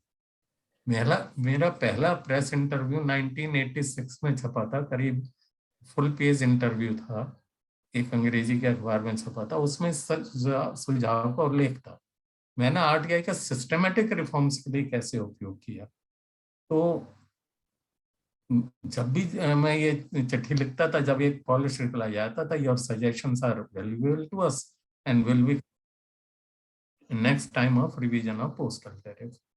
तो मेरे को याद पड़ता है श्री वसंत सेठ के सामने ये मैटर गया, और मैंने उन्हें लगभग 30 साल बाद वो प्रेस इंटरव्यू की क्लिपिंग दिखाई। मैंने ये 30 साल में कभी पोस्टल टैरिफ रिवाइज ही नहीं हुआ, वो भी चौंक गए। उन्होंने कहा जी मैंने कहा जी इसमें फाइल नोटिंग कॉरेस्पॉन्डेंट सब दिलवा दो। तो उन्होंने भी, और मैंने कहा जी ये सीपीआईओ को डायरेक्शन नहीं दीजिए, he is too junior an officer, आप सीधे सेक्रेटरी को डायरेक्शन दीजिए कि ये दिलवाया जाए। तो उन्होंने पोस्टल डिपार्टमेंट के जो जॉइंट सेक्रेटरी थे, वहां पे postal department is headed by ये जॉइंट सेक्रेटरी, तो उन्हें डायरेक्शन देते हुए ये लिखा। तो मेरे को बड़ी प्रसन्नता हुई कि डाक विभाग ने मेरे को बड़े सादर वहां पे बुलाया और सीनियर ऑफिसर्स ने ये कहा कि हमें नहीं पता था हमारे विभाग में इतना अंधेरा, इतनी इरेशनल टैरिफ्स हैं। और टाइम तो लगता है सरकारी खाना पूर्ति में, पर 2 साल बाद जो जो मैंने लिखा था बिल्कुल वैसे ही वो टैरिफ रेशनलाइज हो गए। तो मेरे ख्याल से जो मैंने आपको बताया, जो आपका प्रश्न था, शायद इससे समाधान हो गया। और प्रश्न सर अग्रवाल, मेरे एक प्रश्न था। हाँ। आपका मैंने एक इंटरव्यू देखा सांसद टीवी में, उसमें माननीय पूर्व केंद्रीय सूचना आयुक्त एम श्रीधर जी थे, सुभाष अग्रवाल जी आप थे और सत्य प्रकाश जी थे, और एक सुप्रीम कोर्ट की कुछ महिला वकील थी। तो उसमें मैंने आपका देखा कि आप जो सूचना का अधिकार का दुरुपयोग के संबंध में वेबिनार चल रहा था आपका, तो उसमें मैंने ये देखा, जैसे आपने रखा कि 50 रुपए हर स्टेट में एक फीस रखनी चाहिए, और जैसे आपने कहा कि 75% जो आरटीआई कार्यकर्ता रहते हैं वो सरकारी काम काज में बाधा डालते हैं, और जैसे ब्लैकमेलिंग का भी आपने काफी सारे वो ये चीजें, तो मैंने अभी भी कहा है, उस समय भी नहीं कहा। आप नहीं, मैंने उसमें तो अभी भी मैंने मैं तो आपको उसमें देखा, मुझे ऐसा लगता है कि कहीं ना कहीं आपको जैसे आरटीआई कार्यकर्ताओं से नाराजगी है इस तरीके से ब्लैकमेलिंग। जो सर अगर ब्लैकमेलिंग, जैसे शैलेश गांधी सर जी ने कहा था कि ब्लैकमेलिंग वही करता है जो ब्लैक हो, उसी की जाती है जो ब्लैक हो, और मैं उनके इस जवाब से बहुत संतुष्ट था। नहीं बिल्कुल सर, और आपने जो केंद्रीय सूचना आयोग जी थे एम श्रीधर जी, वह हमेशा मतलब कहीं ना कहीं जो आपके जवाब थे उनके जवाब दे रहे थे। मैंने पूरा आपका 1 घंटे का था, मैंने पूरा वो देखा वो, और बड़ा दिलचस्पी था वो। तो जो ये भी थे सत्य प्रकाश जी, वो भी आरटीआई कार्यकर्ताओं के हित में बातें कर रहे हैं। तो आपको कहीं ना कहीं मुझे लगा कि आप आरटीआई कार्यकर्ताओं हित में, सुरक्षा के संबंध में, ब्लैकमेलिंग का आप ज्यादा वो रखते हैं, मतलब प्रश्न रखते हैं। क्योंकि सर अगर आपने ये भी कहा था कि आरटीआई अधिनियम में संशोधन होने चाहिए ना, ये नहीं कहा था मैंने, ना ना ना, आप गलत कह रहे हो। मैंने ये कहा था आरटीआई एक्ट में संशोधन तो बिल्कुल बात ही नहीं करनी चाहिए। अगर संशोधन की बात करी तो सरकार उसका दुरुपयोग करते हुए उसे डाइल्यूट कर देगी। मैंने कहा खाली रूल्स में संशोधन से ही ये सब बातें दूर हो सकती है। मैंने एक्ट में संशोधन के तो मैं बिल्कुल सरासर खिलाफ हूँ, क्योंकि एक्ट में संशोधन करने के बहाने तो सरकार उसे और डाइल्यूट कर देगी। पर जितने भी मैंने जो बातें कही थी वो मैंने अभी भी कही है, मैं उन किसी बात नहीं रहा, और वही बातें मैंने अभी कही है, और वो आरटीआई के मेरे अनुसार मेरे वो हित में है जो भी मैंने कहा। क्योंकि एक छोटा सा क्या हालतें हो रही हैं, क्योंकि ये पब्लिसिटी सीकर्स और ये जो है ना, जो मैंने आपको बताया 150 चीफ मिनिस्टर ऑफिस में और 150 वहां पे, तो जब केंद्रीय सूचना आयोग में, वो चांस की बात यह है कि मैं उस समय केंद्रीय सूचना आयोग में था, तो वहां पे जितने भी ऑफिसर्स थे करीब 80 ऑफिसर्स पहुंचे थे। 80 ऑफिसर्स के कितने मैन आवर्स होते हैं, और 80 में से 40 बोले जी हमने तो कल ही इससे माफी मांग ली थी कि भैया हमारे खिलाफ कुछ नहीं करियो। बाकियों के पास जो थे आरडब्ल्यूएस के लेटर्स थे कि ये इसकी पत्नी और इसकी पुत्र वधू तीनों मिलके ब्लैकमेलिंग की चंदा उगाही करते हैं। क्या ये नहीं रुकना चाहिए? अग्रवाल जी, जब यहाँ पर बात आती है ब्लैकमेलिंग की, तो फिर धारा 4 का भी प्रावधान की बात आ जाती है। हाँ बिल्कुल, धारा 4 में प्रावधान बिल्कुल, क्यों इसके ना, ऊपर भी क्यों ना? हमारा जानने का हक में काफी चर्चा हुई। जी जी। मैंने कहा कि सेक्शन 41 भी, तो अपन थोड़ा सा यहाँ पर धारा, सेक्शन 41 बी की भी मैं बताता हूँ कि सेक्शन 41 बी में मैंने कहा कि आज भी उसका कहीं पे भी पूरी तरीके से पालन नहीं हो रहा है, बहुत कम जगह पालन हो रहा है। और उसके बाद तो 15 अप्रैल 2013 का डीओपीटी सर्कुलर है, उसने तो उसका दायरा और ज्यादा बढ़ा दिया है।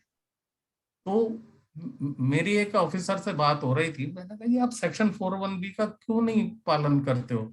वो बोले जी एक दिन हमने सोचा कि आज इसको पूरा का पूरा करके ही छोड़ेंगे, पर बोले जी वो इतना ज्यादा है विस्तृत कि वो हमें टाइम मिल नहीं पाता। हम एक दिन लगाया, कुछ हो नहीं पाया, फिर हमने कहा चलो कल देखेंगे, और वो कल कभी नहीं आती। तो मैंने उसका सुझाव सरकार को ये दिया, मैंने कहा जी सेक्शन 41 बी में आप पार्शल वो करिए पहले कि भाई इस तारीख तक इतने जो आपके इसमें चैप्टर्स हैं उनका सुमोटो डिस्क्लोजर हर हालत में हो जाए, फिर इस तारीख से इस तारीख तक के इसमें।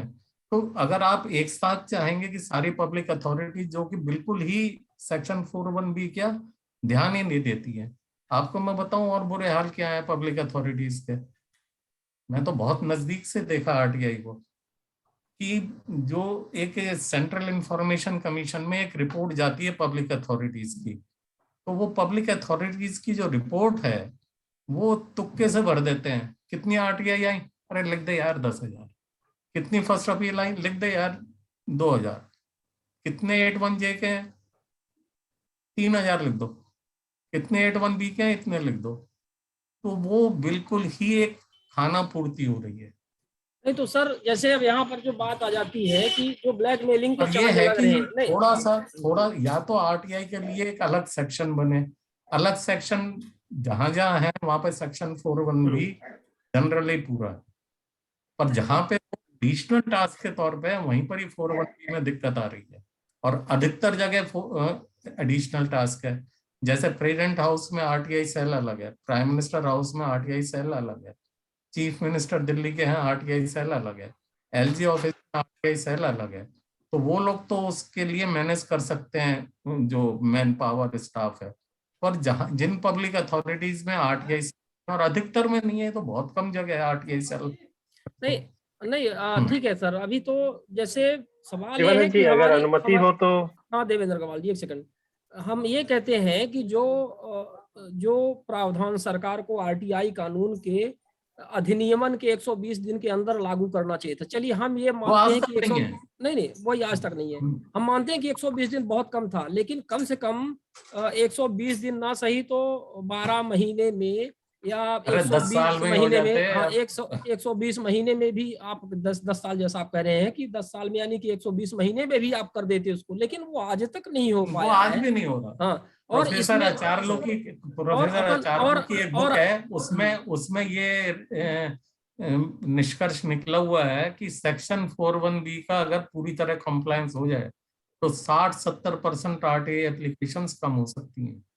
तो बात वही है। तो फिर नहीं हो ब्लैकमेलिंग रही की है। जब बात आती है तो आप हमें अच्छी तरह से जानते हैं। देखिए पब्लिक अथॉरिटी को बहुत आसान होता है कि वो किसी भी आवेदक पर कुछ भी चार्जेस लगा देगी। वो जानकारी अपने भ्रष्टाचार की जानकारी छुपाने के लिए वो कुछ भी चार्जेस कैसे भी वो लगा देंगे हमारे ऊपर। चार्जेस नहीं हमारे जो लगा लड़के सकते, हैं आरटीआई एक्ट में कोई चार्ज नहीं लग सकता। चार्जेस इन द सेंस आप समझिए, हमारा मतलब ये है कि आपके हमारे ऊपर या जाकर के थाने में वो रिपोर्ट कर दें या किसी अपने वरिष्ठ अधिकारी को बता दें, अपील में कह दें कि ये तो साहब ऐसी जानकारी मांग रहे थे, ये तो ब्लैकमेल कर रहे थे, ये तो पैसे की मांग कर रहे थे, ये तो जानकारी इनके किसी काम की है नहीं। हम ये कहते हैं कि जानकारी काम की है कि नहीं है, लेकिन जब एक्ट आपको ये कह रहा है कि आपको वो जानकारी सुओ मोटो पब्लिश करनी है धारा 4 के तहत, वो आप क्यों नहीं करवा पाए? फिर आप आरटीआई आवेदक को आप ये क्यों कह रहे हो कि वो आपको ब्लैकमेल कर रहा है, आपको ओवरबर्डन मतलब कर रहा है, इस तरह से ज्यादा आपका टाइम कंज्यूम कर रहा है? देखिए शिवानंद जी, ये दोनों अलग अलग बातें हैं। ब्लैकमेलिंग अलग चीज है और सेक्शन 4(1)(b का कंप्लायंस अलग। सर मेरा ख्याल है दोनों आपस में बहुत ही गहरे ढंग से जुड़े हुए हैं जिसको एनालिसिस की जाए तो। भास्कर प्रभु जी यहाँ पे हैं, तो पहले मैं आदित्य सर की तरफ नहीं जाऊंगा और भास्कर प्रभु जी को ही यहाँ पर मैं उनको इनवाइट, पहले तो मैं देवेंद्र अग्रवाल जी को जोड़ना चाह रहे हैं, अभी बीच में टोका था आपने। हाँ देवेंद्र अग्रवाल जी आप बताइए। सुभाष जी को प्रणाम। हमारे सबसे कर्मठ, अनुभवी और जुझारू व्यक्ति हैं जिनके साथ आज चर्चा करने का और उनके ज्ञान अनुभव का मौका मिला है। सर, आपके पास जो अनुभव है वो हमारे साथियों में शायद ही किसी चुनिंदा साथियों के पास हो, लेकिन ज्यादातर देखा गया है कि आपका जो रहता है कि बहुत प्रैक्टिकली वो वर्ड्स आप इस्तेमाल करते हैं, जो प्रैक्टिकली आपका जो अनुभव है उसके अनुसार ही आप बात करते हैं। तो ज्यादातर जो हमारे साथी हैं उन लोगों को आपके अनुभव का लाभ नहीं मिल पाता है। आप थोड़ा सा इस तरीके के ग्रुप्स या चर्चाओं से भी काफी हटके रहते हैं, अपने काम पे बने रहते हैं, क्योंकि कई सारे डिसीजन जो आज सुप्रीम कोर्ट या सीआईसी वगैरह से आए हुए हैं, ज्यादातर मामलों में आपके जो निर्णय रहते हैं, आपके मामले पे आए हुए निर्णय हम लोगों के लिए बंदिशों के रूप में भी काम करते हैं और उपयोगी रूप में भी काम करते हैं। और वर्तमान में 2019 का जो आया हुआ निर्णय है वो हमारे आरटीआई साथियों को जानकारी ना देने के लिए बहुत ज्यादा उपयोग में आ रहा है। आप इससे अच्छी तरह वाकिफ हैं कि देश में हर राज्यों में उस लेटर को जारी कर करके सूचनाएं नहीं देने के लिए किस तरीके की व्यवस्थाएं कायम कर रखी गई हाँ हैं। बिल्कुल, उसमें से तो वो आप उद्धृत करते हुए सर्कुलर निकले, मेरी भी जानकारी थी। जी, तो एक्चुअली आपसे ये जानना चाहता हूँ, क्योंकि आप उस मामले को जितने बारीकी से जानते हैं हमारा कोई साथी नहीं जानता, तो उस निर्णय का वास्तविक कटाक्ष क्या है जिसका उपयोग हमको करना चाहिए जब वो सूचना देने से मना कर। देखिए, मैंने वो जो निर्णय आया था उसको बहुत विस्तार में मैंने आप लोगों से चर्चा करी। मैंने पहले ही कह दिया कि it was a beautiful cover page, और अंदर जो था उसकी चर्चा मैंने बहुत विस्तार से कर दी। अब बिल्कुल सर, लेकिन उसका वास्तविक जो कटाक्ष हमको रखना चाहिए जब अपील में या सूचना अधिकारी उस सूचना को उसका हवाला देते हुए देने से मना कर देता है, तो हमको क्या रिप्लाई अपना वहां पे प्रेजेंट करना चाहिए जिससे वो हमें वो सूचना देने के लिए मजबूर हो जाए। देखिए, उसका तो फिर सूचना आयोग ही है ना, जो भी रास्ता है। नहीं, एक्चुअली मीन्स मेरा कहना सीधा सा है सूचना आयोग में भी अब शैलेश गांधी जी भी जानते हैं और सब जानते हैं कि सर उसको डिटेक्ट बोर्ड इंटरप्रेटेड सूचना जिस तरीके से किया गया है राज्यों द्वारा, आप समझ रहे हैं मैं जो कहना चाह रहा हूँ। सर्कुलर के बारे में भी आप अच्छी तरह जानते हैं। हाँ बिल्कुल जानता हूँ, कई राज्यों ने निकाले। जिस तरीके से सर्कुलर किया गया है, सूचनाएं लगभग नहीं मिल पाती है, यहाँ तक कि SIC द्वारा भी नहीं दी जाती है। उस निर्णय से लोग ज्यादातर या तो वाकिफ नहीं है या समझ नहीं रखते, हम भी नहीं रखते हैं। तो हम चाहते हैं सिर्फ आप ये बता दें कि उसका कटाक्ष आप किस तरीके से देखते हैं, हमको किस तरीके से गाइड। वो शैलेश गांधी जी ज्यादा बता सकते हैं। सुभाष जी, यदि मैं थोड़ा जोड़ दूं बात को। हाँ। देखिए, 81J का अमेंड कर दिया है सुप्रीम कोर्ट ने, अगर मैं एकदम खुली तरह से कहूं तो। कानून में जो प्रावधान नहीं है ऐसे प्रावधान, और कुछ 81J के 87 वर्ड्स हैं, इसमें से 47 वर्ड्स ओमिट कर दिए गए हैं। आधा कर दिया 81J को। मैंने आर्गुमेंट बनाया और मैं सबके साथ शेयर करने को बहुत प्यार से तैयार हूं, और मैं सबको रिक्वेस्ट कर रहा हूं कि आपको और कुछ आर्गुमेंट सूझे तो कीजिए, मगर इसको जरूर यूज कीजिए। फर्स्ट अपेलेट अथॉरिटी को, कमिश्नर को या जज के सामने जब भी जाए, ये कहिए कि ये हम ये आर्गुमेंट दे रहे हैं, इसको आप कैसे गलत है ये बताइए। सिर्फ हाँ ना मत कहिए, हमारा आर्गुमेंट कैसे गलत है ये बताइए। और जो परंतुक है RTI का कि information that shall not be denied to parliament और state legislature shall not be denied, इसको आप, इसका मतलब एक ही निकल सकता है, पार्लियामेंट के कानून का मतलब फालतू नहीं हो सकता है। इसका मतलब एक ही निकल सकता है कि सब्जेक्टिव असेसमेंट देना चाहिए कि हम ये इंफॉर्मेशन पार्लियामेंट को नहीं देते। दूसरा, आर्टिकल 19(2) को अगर देखा जाए, आर्टिकल 19(1) है कि मेरे मौलिक अधिकारों पे जो बंधन है या बाधा है वो आर्टिकल 19(2) के जरिए ही हो सकती है, उसके अलावा नहीं हो सकती है। आर्टिकल 19(2) में दो ही शब्द हैं जो प्राइवेसी के साथ रिलेटेड है, डिसेंसी और मोरालिटी। जो चीज जाहिर करने से डिसेंसी या मोरालिटी वायलेट होगी वो पार्लियामेंट को भी नहीं देना चाहिए, मैं मानता हूं, और वो इंडिविजुअल को भी नहीं देना चाहिए। मगर वो परंतुक का मतलब ये भी है कि जो भी कहता है 81J में मैं क्लेम कर रहा हूं एग्जम्पशन, उसको ये बताना चाहिए कि मेरे हिसाब से अगर ये सूचना मुझे देनी होती तो मैं पार्लियामेंट को नहीं देता। वो लिख के दे, तब तो वो कानूनी तौर पे ढंग का है निर्णय, नहीं तो वो गैर निर्णय है और गैर संवैधानिक है और गैर कानूनी है। जहां तक सुप्रीम, और मेरे हिसाब से अगर हम देश भर में ये आवाज उठाना शुरू कर दें, हर RTI में जब भी 81J का रिजेक्शन हो, 1-1.5 साल में वापस हम शायद सुप्रीम कोर्ट में जाएं तो शायद हम सफल होने की चांसेस हैं। जी गांधी सर, इसमें एक चीज धारा 4 के बारे में आप क्या कहेंगे? क्योंकि हम कहते हैं कि अग्रवाल सर ने एक बात कही है, बहुत ही महत्वपूर्ण बात है, उससे तो हम सबको सीख लेनी चाहिए और हम सीख लेते भी हैं कि हमें जनहित के मामलों में ज्यादातर RTI दायर करनी चाहिए, जनहित के इशू होने चाहिए, लेकिन हमेशा पॉसिबल नहीं है। मतलब इतनी 1600 करोड़ से ज्यादा आबादी है और वो लोगों की इंडिविजुअल प्रॉब्लम भी हो सकती है। मैं इस राय से सहमत नहीं हूं कि पब्लिक इंटरेस्ट में होना चाहिए। नहीं, मैंने ये नहीं कहा है कि, मैंने एक ये उपदेशात्मक रूप में कहा था। वो ठीक है, उपदेश ठीक है, मगर मेरा ये मतलब नहीं है कि व्यक्तिगत जानकारी व्यक्तिगत रूप से आप RTI लगाइए ही नहीं। मैंने ये अपील करी थी आपके फोरम के माध्यम से, मेरी जो पहले एप्लीकेशन थी, that was the only, वो अकेली, वो तो आप लगाइए ही लगाइए, उसमें तो आप अपने हक का इस्तेमाल करिए ही करिए। हाँ। मैंने आप लोगों से ये एक विनम्र थी कि नेशनल इंटरेस्ट में आप एक आरटीआई जरूर लगाइए, आपकी कोई व्यक्तिगत बात नहीं हो, उसमें जरूर लगाइए। मेरी पहली आरटीआई एप्लीकेशन थी, क्योंकि मैं जुडिशियल विक्टिम था, हायर जुडिशियल विक्टिम था, जिसमें कि एक चीफ जस्टिस ऑफ इंडिया भी इन्वॉल्व था। दिल्ली हाई कोर्ट के जज की डॉक्यूमेंटेड कंप्लेंट करी थी, उस पर इंफॉर्मेशन मांगी थी, पर वो भी बाद में इतनी बहुचर्चित बनी। ये जो 13/11/2019 का वर्डिक्ट है, ये उसी के ही आगे चल के उसी एप्लीकेशन का रूप है। सूचना तो मेरे को जो मैंने मांगी थी वो जैसी भी मिली, जो भी मिली, और ये नहीं, ये दूसरा वेल डिक्लेरेशन वाली आरटीआई का इसका एक मैंने वेल डिक्लेरेशन ऑफ जजेस के बारे में लगाई थी। तो मैंने आपसे ये नहीं कहा कि आप अपने वाले पर्सनल मैटर्स की आरटीआई लगाइए ही नहीं, मैंने आपसे अपील करी थी इन एडिशन सूचना के अधिकार की परिभाषा जानने का हक कह के दिया गया है। हमेशा जब भी अगर आप स्लोगन पढ़ेंगे, शुरुआती स्लोगन, ये जानने का हक बोला गया है। जानने का हक यही है कि हर नागरिक को हर कुछ जानने का हक है जो देश में और सिस्टम में मौजूद है। लेकिन जैसे कि मेरा जो सवाल था सर, अगर बस मेरे सवाल का अगर आप कर देते हैं। बताइए आपका सवाल क्या है?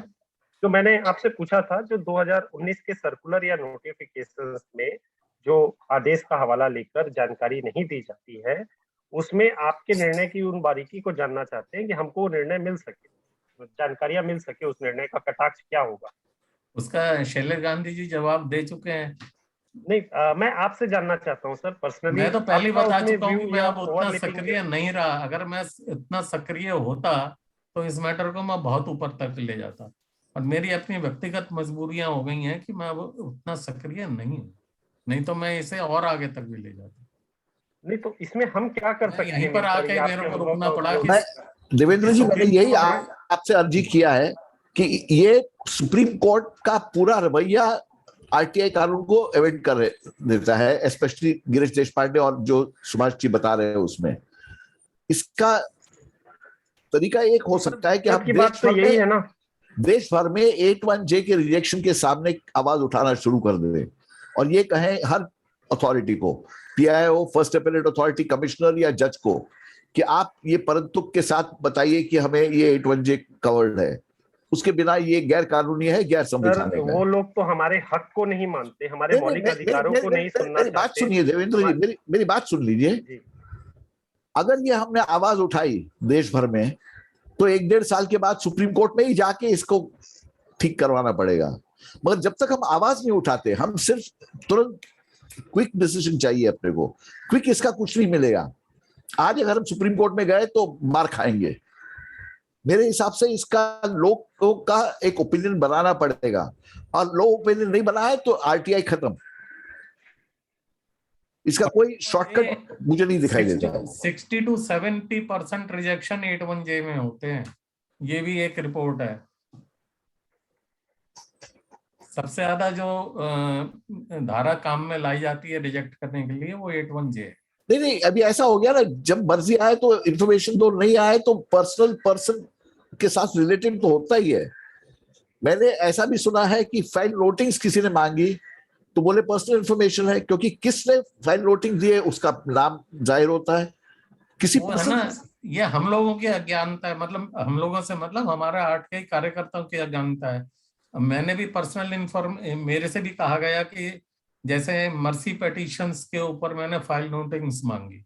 मर्सी पिटीशन ऐसी नहीं होती कि राष्ट्रपति का मूड अच्छा है तो पिटीशन एक्सेप्ट हो गई, मूड खराब है तो रिजेक्ट हो गई। उसके पीछे वर्किंग होती है होम मिनिस्ट्री की और स्टेट गवर्नमेंट की, जिसमें हजारों पेज के फाइल नोटिंग बनती है।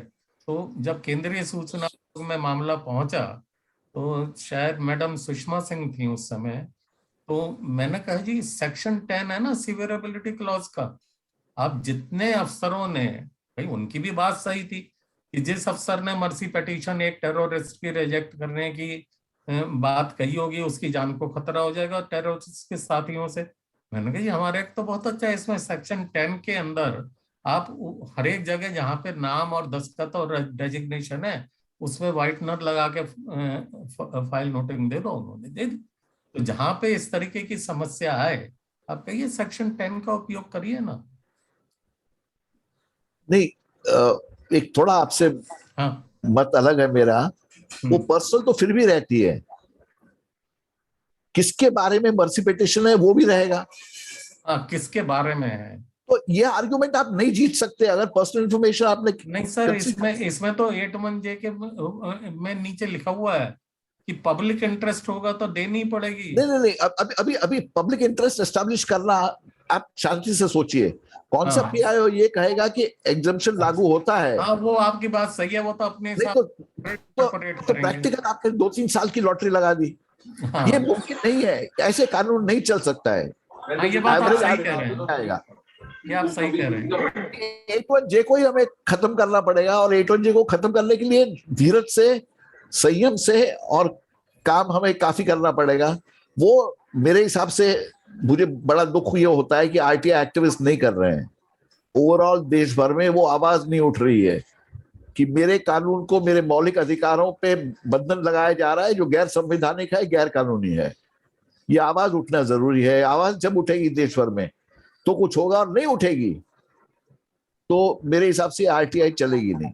सर 2 से 3% लोग तो आरटीआई को उपयोग ही कर रहे हैं पूरे देश में, तो अब कितनी आवाज उठ पाएगी ये भी एक प्रश्न का ही विषय है। भास्कर प्रभु जी हमारे बीच में है, तो जो रिजेक्शन की बात है, एक छोटी बात जोड़ दूं शिवानंद जी, आपने सेक्शन 4 की बात कही। मेरा मानना ये है, अब सेक्शन 4 के लिए जिंदगी भर बोलते रहे कुछ नहीं होगा। इसका तरीका सिंपल है, सब चीज कंप्यूटर पे हो, पेपर फाइल्स बंद कर दी जाए।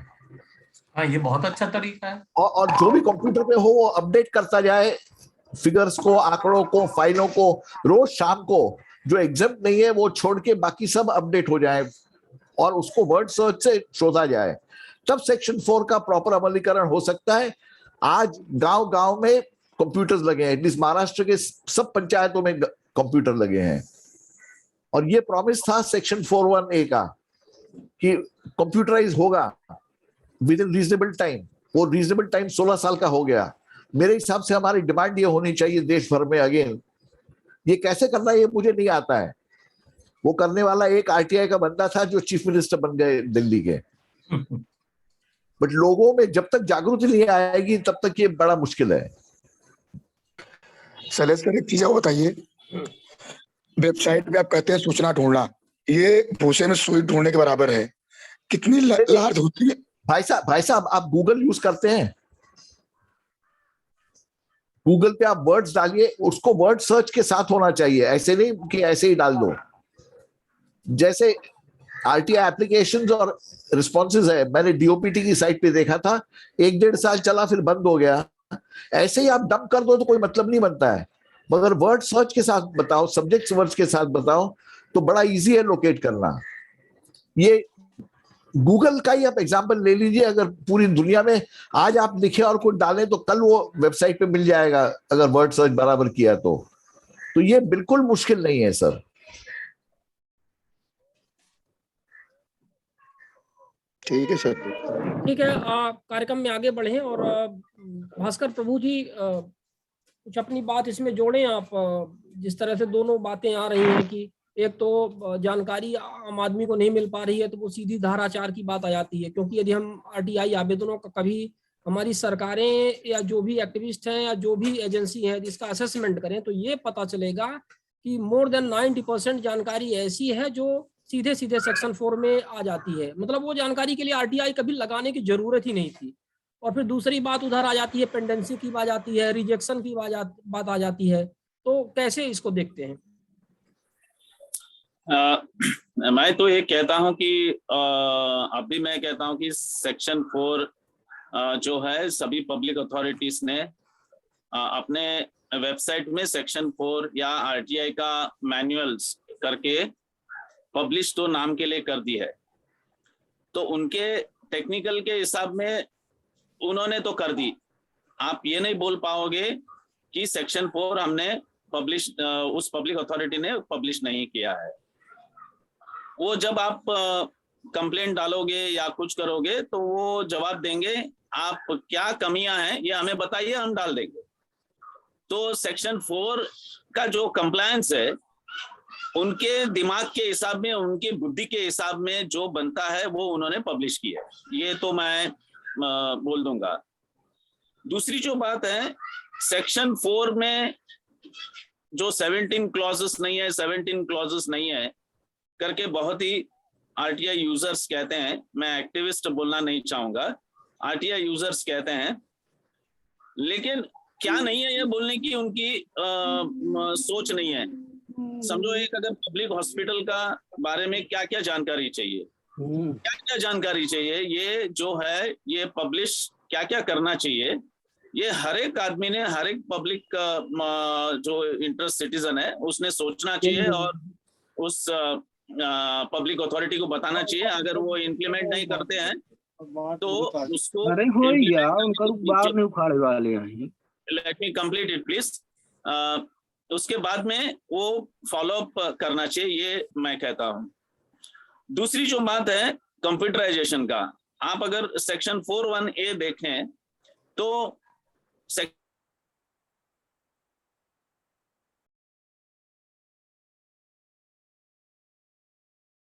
खासकर प्रभु सर अपने आप को अनम्यूट कर लें, लोगों की फालतू की आवाजें आ रही थी तो हमने इसको थोड़ा सा म्यूट कर दिया है। अच्छा, अभी सुनाई दे रहा है? जी जी हाँ, तो मैं ये कहता हूं कि सेक्शन 4(1)A आप अगर पढ़ेंगे तो उसमें पब्लिक अथॉरिटी की रिस्पॉन्सिबिलिटी है कि सभी डॉक्यूमेंट्स कंप्यूटराइजेशन करना, उसको पब्लिश करना, और ये सभी समझो मुंबई की कोई पब्लिक अथॉरिटी है उसकी जानकारी भी जम्मू कश्मीर के आदमी को मिलना चाहिए। अभी ये कितने, मुझे लगता है कि सभी ने अभी आरटीआई एप्लीकेशन करना कि सेक्शन 4(1)A का कितना कंप्लायंस किया गया है, ऐसे आरटीआई एप्लीकेशन करके ही आप पूछिएगा कि आपने कितने डॉक्यूमेंट्स कंप्यूटराइजेशन किए हैं, कितने डॉक्यूमेंट्स फिजिकल अभी अवेलेबल है। दूसरा जो बात है कि आरटीआई एक्ट कहता है कि आरटीआई एक्ट इंप्लीमेंट आने के बाद में सभी रिकॉर्ड सिस्टम को उनको रीऑर्गेनाइज करना चाहिए ताकि रिकॉर्ड मेंटेनेंस जो है आरटीआई को कंप्लाई करे। सो पब्लिक रिकॉर्ड्स एक्ट जो सेंट्रल गवर्नमेंट का है और हर एक स्टेट का अपना अपना रिकॉर्ड एक्ट का कायदा है, उस हिसाब में क्या रिकॉर्ड आरटीआई को कंप्लायंस करके उन्होंने रिकॉर्ड अपडेट किए हैं, ये लोगों ने पूछना चाहिए। ये तो शुरुआत है, लेकिन 16 साल तक हम अभी तक पूछे नहीं है। दूसरा जो बात है कि सेक्शन 19(1)19(8)(A)(6) में वापस उसी जगह में आ जाऊंगा कि सूचना अधिकार में सेक्शन 4 का मॉनिटरिंग करना जिम्मेदारी इंफॉर्मेशन कमीशन की है। अगर आपको लगता है कि कोई पब्लिक अथॉरिटी ने उसको कंप्लाई नहीं किया है, सेक्शन 19(8)(A)(6) कहता है कि the compliance monitoring of that matter is the responsibility of the information commission. मैं वापस वो पढ़ के बताता हूँ।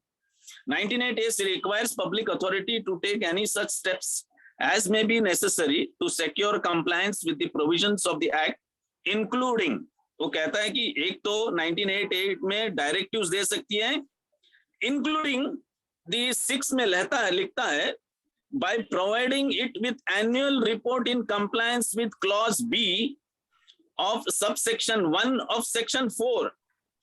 ये क्लियरली आरटीआई एक्ट में लिखा गया है। तो इंफॉर्मेशन कमीशन की जिम्मेदारी बनती है, अगर सेक्शन 4 पब्लिश नहीं हुआ है तो उन्होंने मैनुअल मंगा के लेना है और उन्होंने मैनुअल मंगाने के बाद में देखना भी है कि ये सेक्शन 4 को कंप्लाई करता है कि नहीं करता है। ये बात मैं बार बार कह रहा हूं, कायदे में अपने आप ही बहुत कुछ सवाल को जवाब है, लेकिन ये करना चाहिए। जैसे मैंने हमारे स्टेट इंफॉर्मेशन कमीशन में मैंने आरटीआई एप्लीकेशन की है और आरटीआई एप्लीकेशन को जवाब भी आया, लेकिन उन्होंने मुझे जवाब दिया सेक्शन 25 के हिसाब में, जो एनुअल रिपोर्ट जो कितने एप्लीकेशन आए, क्या आए, ब्ला ब्ला ब्ला जो लिखा है उसके बारे में। यानी उस पीआईओ को पता भी नहीं चला ये 19(8)(A)(6) क्या है। यानी मैं कहता हूं आप सभी एक्टिविस्ट ने ये बार बार पढ़िए। मैं हर बार ये जब इस वेबिनार में मैं आता हूं तो मैं इस बात को दोहराता हूं, ये कमीशन की जिम्मेदारी है। वापस मैं पढ़ता हूं चाहिए तो 1986 कहता है, by providing it with an annual report in compliance with clause B of section 1 of section 4, very clearly लिखा है, this clause is separately for section 4, it has nothing to do with section 25। तो आपको ये देखना है कि information commission इस clause को इंप्लीमेंट करे। अभी मेरी फर्स्ट अपील है, अनफॉर्चुनेटली महाराष्ट्र में हमारे वहाँ जो चीफ इंफॉर्मेशन कमिश्नर है वो पार्ट टाइम है। अभी वो भीमा कोरेगांव में भी कमिश्नर है और इधर भी कमिश्नर है। दुर्भाग्य से मुझे अब ये कहना पड़ता है कि ये तो 5 साल में रिटायर होंगे। भीमा कोरेगांव का जो कमीशन है वो 10 साल भी चलता रहेगा और अपनी ऑनरेरियम मिलती रहेगी। और यहाँ पे 10-10, 15-15 दिन as an administrator, he is a chief information commissioner, he should resign from his any one post, but he is not doing, nor he is implementing the RTI act fully. तो हम कहते हैं कि हमारे इंफॉर्मेशन, हमारे महाराष्ट्र का information which was the efficient information commission, it is now the least non efficient information commission हो गया है। यहाँ चीफ इंफॉर्मेशन कमिश्नर आते ही नहीं है और 15-15 दिन भीमा कोरेगांव की इसमें एज ए एडमिनिस्ट्रेटर कमीशन कैसे चलेगा? ये हमारे वहाँ अभी ये दुर्भाग्य की स्थिति है महाराष्ट्र में। एनुअल रिपोर्ट जो है 25 के हिसाब में जो एनुअल रिपोर्ट देना है, कम से कम 2017 से एनुअल रिपोर्ट कभी निकला नहीं है। नहीं तो हमारे महाराष्ट्र इंफॉर्मेशन कमीशन, जब वहाँ एक ही इंफॉर्मेशन कमिश्नर से तभी हर बार इंफॉर्मेशन का रिपोर्ट निकलता था and there were meetings continuously held with activist, whether the activists were doing any allegations on information commission, the information commission was so diplomatic that they were conducting the meetings, but अभी तो नहीं हो रहा है। तो मेरा ये कहना है कि कायदे में ऑलरेडी लिखा हुआ है। और दूसरी जो बात है, मैं कहता हूं कि क्यों ना इंफॉर्मेशन कमीशन को भी आप इंस्पेक्ट करें। सेक्शन 2JI में तो लिखा है ना, डॉक्यूमेंट इंस्पेक्शन करना। आप बैठ के इंफॉर्मेशन कमीशन कैसे चलता है ये आप देख सकते हैं। यस, आप हियरिंग के टाइम में आप इंटरव्यू नहीं कर पाओगे या कुछ नहीं कर पाओगे, वो रोक सकेंगे, लेकिन आप हाईकोर्ट में जैसे हम जाके बैठ के देखते हैं वैसे आप जाके बैठ के देखिए ना कि इंफॉर्मेशन कमिश्नर कैसे काम कर रहा है, क्या नहीं कर रहा है। ये हम कर रहे थे और शैलेश जी को याद भी होगा, हम कमीशन के ऑफिस में जाके बैठ रहे थे। लेकिन हम अगर ये सब उनके ऊपर नहीं करेंगे, हम सिर्फ एक्टिविस्ट या जो भी यूजर्स है वो ब्लैकमेलर्स करके बता देंगे तो काम नहीं चलेगा। कौन से कायदे में इस अनड्यू एडवांटेज नहीं लेते हैं, डाउरी एक्ट में नहीं लेते हैं पुलिस वाले। हमारे वहाँ state atrocities is more than activist using the law. सूचना अधिकार गलत बाहर नहीं निकालता है। अगर सच्चाई बाहर निकालने के बाद में सामने गलत किया हुआ दिखाई देता है, अगर कुछ लोग उसको इस्तेमाल अपने फायदे के लिए करते हैं तो उसको लेने वाले को ब्लैकमेलर अगर है तो भैया जाओ ना पुलिस स्टेशन में कंप्लेंट करो, आपको सुविधा है, लेकिन ब्लैकमेलर बोल के क्या फायदा है। तो मुझे लगता है कि ये जो सेक्शन 4 इम्प्लीमेंटेशन है या सेक्शन 19(8)(a)(6) को आप बराबर पढ़ेंगे तो मुझे लगता है कि implementation of section 4 will be faster. Information commissioner को भी पब्लिक रिकॉर्ड्स एक्ट लागू है, अपने अपने स्टेट के जो पब्लिक रिकॉर्ड एक्ट है वो लागू है। आप पूछिए भैया आप रिकॉर्ड मेंटेन कैसे करते हो? वेबसाइट देखिए, अपनी अपनी इंफॉर्मेशन कमीशन की वेबसाइट। महाराष्ट्र की इंफॉर्मेशन कमीशन की वेबसाइट बहुत अच्छी थी लेकिन अभी तो काम ही नहीं कर रही है। मैं कहता हूं कि सेंट्रल इंफॉर्मेशन कमीशन का वेबसाइट बहुत ही अच्छा है, एटलीस्ट उतना तक तो सभी स्टेट इंफॉर्मेशन कमीशन के वेबसाइट होने चाहिए, ऐसा डिमांड कीजिए।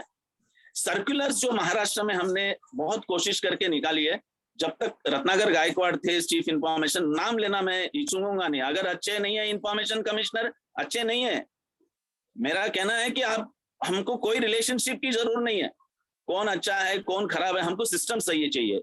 तो रत्नाकर गायकवाड़ जब चीफ इंफॉर्मेशन कमिश्नर थे हमने बहुत सर्कुलर्स निकलवा के लिए, लेकिन बहुत जगह में स्टेट उस ऑर्डर्स के अगेंस्ट हाईकोर्ट में गई है। बीच में शैलेश गांधी जी ने एक पत्र लिखा था, उसको उठा के लेना चाहिए। हम लोग ने तो सभी लोग ने उठा, होता है हाईकोर्ट मानती है नहीं मानती है ये आगे की बात है, लेकिन एफर्ट तो हमने करने चाहिए। तो मुझे लगता है कि कायदे में ही सुविधाएं हैं और कायदे में ही एफर्ट्स हमने लेने चाहिए, पब्लिक ओपिनियन क्रिएट करना चाहिए। और मैं यही जो सोशल ऑडिट जो सेक्शन 2J है, हर एक बहुत कुछ उसमें से कर सकते हैं। हमने बहुत कुछ किया है उस सेक्शन 2JI का लेके। उसका ये जो है सेक्शन 2J है, इतना पावरफुल है कि आप कोई भी काम इंस्पेक्ट कर सकते हो, कोई पब्लिक ऑर्डर लेके आप इंस्पेक्ट कर सकते हो। और मुझे लगता है कि शिवानंद जी को इसका बहुत एक्सपीरियंस है और हमने भी यहाँ यूज किया है। मुझे लगता है कि आप जब तक आप इस चीज को नहीं लोगे या इवन कमीशन को भी जिम्मेदार नहीं ठहराओगे, ये काम कभी नहीं होगा। मुझे दुर्भाग्य लगता है कि मैं जब एक हिंदुस्तान पेट्रोलियम में वर्कशॉप लेने गया था, उधर सेंट्रल इंफॉर्मेशन कमीशन से एक इंफॉर्मेशन कमिश्नर आए थे। मुझे नाम नहीं लेना है, but I will only tell the gender. She was a lady information commissioner. उन्होंने कहा कि इंटरनल ट्रांसफर, पब्लिक अथॉरिटी के इंटरनल ट्रांसफर में आप सेक्शन 6(3) यूज कीजिए। मैं बोलता हूँ पब्लिक अथॉरिटी के अंदर इंटरनल ट्रांसफर के लिए सेक्शन 6(3) तो अलाउड ही नहीं है। It is section 5, it comes under the section 5 and subsections. Section 6(3) कहाँ है? Section 6(3) is only for transferring the applications to other public authority. Within the public authority उसको उस सेक्शन 3 में पावर्स ही नहीं है। तो हम कहते हैं कि कायदे में ही हमारे वहाँ बहुत सुविधाएं हैं, कोशिश हमने उधर ही करनी चाहिए।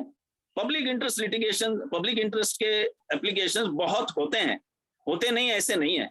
समझो अगर मुझे रेशन नहीं मिला है, वो भी एक पब्लिक इंटरेस्ट लिटिगेशन है, पब्लिक इंटरेस्ट इंफॉर्मेशन है। मुझे लगता है कि उन्होंने ऐसे एप्लीकेशन किया होगा, ये ऐसे एप्लीकेशन करना चाहिए। Right to information is for individual, anybody can make, उसको जो ठीक लगता है वो पूछता है। सेक्शन 4 का इम्प्लीमेंटेशन जो नहीं हुआ है, ऐसे लगता है, तो क्या नहीं हुआ है ये बोलने की हमारे पास बुद्धिमत्ता क्षमता हमने बढ़ानी चाहिए और उस हिसाब में इम्प्लीमेंटेशन ज्यादा होगा, ऐसे मैं कहता हूँ। कंप्यूटराइजेशन तो होना ही चाहिए था, अभी 16 साल हो गए और कंप्यूटराइजेशन नहीं हुआ, ऐसे मैं मानने के लिए ही तैयार नहीं हूँ। पर हर एक पब्लिक अथॉरिटी में 2 सिस्टम रहते हैं। एक तो आपको इंटरनेट तो लोग यूज करते हैं और दूसरी जो चीज है इंट्रानेट है। इंट्रानेट का मतलब कि हर एक public officers are connected internet, it is nothing to do with the internet. तो अगर लोग बोलते हैं कि एक एप्लीकेशन आया, 100 डिपार्टमेंट के बारे में पूछा है इंफॉर्मेशन, 100 डिपार्टमेंट को ट्रांसफर करने के लिए वो उनको स्कैन करना है और इंटरनेट के हिसाब में सबको सर्कुलेट करना है उन्होंने। इट इज एक क्लिक ऑफ द बटन में 100 डिपार्टमेंट में जा सकता है। आज अगर रेलवे में समझो सेंट्रल ऑफिस से मुंबई के एक रेलवे स्टेशन के टिकट बुकिंग विंडो नंबर 2 से या नंबर 3 से या विंडो नंबर 4 से कितना टिकट बिक गया, ये अगर डिटेल पता चलता है तो आपको लगता है कि सेंट्रल ये काम नहीं हो सकता है? ये जरूर हो सकता है, लेकिन ओनली रेवेन्यू जिधर आता है उसके बारे में वो सब कंप्यूटराइजेशन हो गए हैं, लेकिन एक्सपेंडिचर के बारे में हुआ नहीं है। क्या हुआ है? लेकिन लोगों को देना नहीं है। जितने लोगों को देंगे तो वो अकाउंटेबिलिटी बढ़ जाएगी। लेकिन हमने ये डिमांड करना है, हमने ये प्रेशर डालना है, यही मैं कह सकता हूँ। मुझे लगता है कि हम ये सब चीजों में अभी पढ़ना ही नहीं चाहिए। किसी ने ब्लैकमेलर बोला, किसी ने क्या बोला, किसी ने, और जो बोलने हैं बोलते रहे और हमारा काम हम करते रहे। बस इतना ही मैं कहना चाहता हूँ। धन्यवाद। जी भास्कर प्रभु सर, सही आपने कहा कि इंटरनेट तो है, उसके साथ साथ इंट्रानेट की जो फैसिलिटी है वो एक बहुत लंबे अरसे से, क्योंकि विभागों के बीच में हमेशा ही रहता है और वो जानकारी उपलब्ध करवा सकते हैं। लेकिन सबसे बड़ी बात यहाँ पर आती है कि मंशा की, कि मंशा क्या है? क्या विभाग या क्या सरकार जानकारी सार्वजनिक करना चाहती है? सीधा सा उत्तर है नहीं, क्योंकि यदि वो जानकारी सार्वजनिक करवाना चाहती तो धारा 4 का जो स्पष्ट प्रावधान जो आरटीआई एक्टिविस्ट और जो भी इस तरह से जो महत्वपूर्ण लोगों ने नियम कानून बनाते समय जो रखा था, इसको विशेष तौर से रखा था और स्ट्रेस किया था कि कानून के अधिनियमन के 120 दिन के अंदर इंडेक्स्ड, कैटलॉग्ड एंड एवरीथिंग, सब कुछ उसमें हो जाएगा और ये सब व्यवस्थाएं हो जाएंगी, तो हमें लगता है कि बहुत अच्छी तरह से हो जाता। लेकिन सबसे बड़ी प्रॉब्लम ये आती है कि सरकार और जो विभाग हैं वो हमें नहीं चाहते कि चीजें पारदर्शी हों, और जो नहीं चाहते हैं तो वो विभिन्न प्रकार के आरोप प्रत्यारोप इस तरह से चलते रहते हैं कि जनहित में लगाइए, व्यक्तिगत मत लगाइए, ऐसा करिए वैसा करिए। ये सारी चीजें तो हाँ बिल्कुल चलती रहेगी, ये चलती रहेगी। हमारे मैं शिवानंद जी, मुझे मैं एक बीच में एक कहना चाहूँ, ये जो चलता रहेगा, मेरा कहना है ये सप्लाई और डिमांड के हिसाब में चलता रहेगा।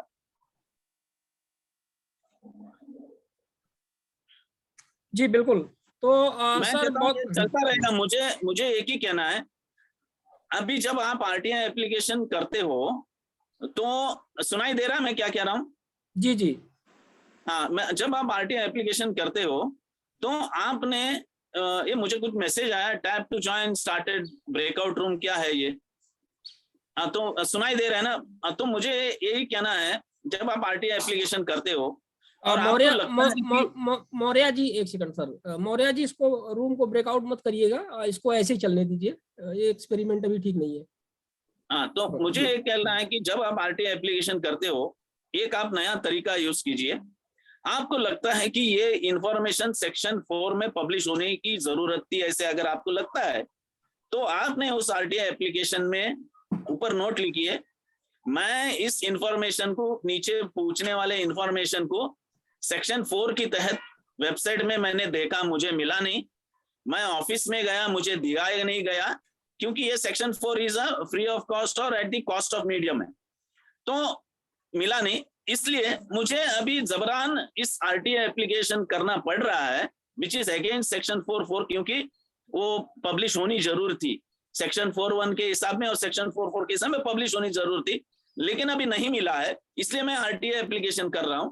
तो इसके ऊपर मुझे एक तो फ्री ऑफ कॉस्ट इंफॉर्मेशन देना चाहिए, मेरा एप्लीकेशन करने का खर्चा देना चाहिए, और मुझे कंपेंसेशन भी देना चाहिए। ऐसे आप एप्लीकेशन कीजिए, आपको पीआईओ कंपेंसेशन नहीं देगा ना, फर्स्ट अपीलेट अथॉरिटी कंपेंसेशन देगा, लेकिन इस एप्लीकेशन को आपको अगर आरटीआई एप्लीकेशन होने के बाद में, इंफॉर्मेशन मिलने के बाद में भी आप इस चीज को इंफॉर्मेशन कमिश्नर तक लेके जाइए।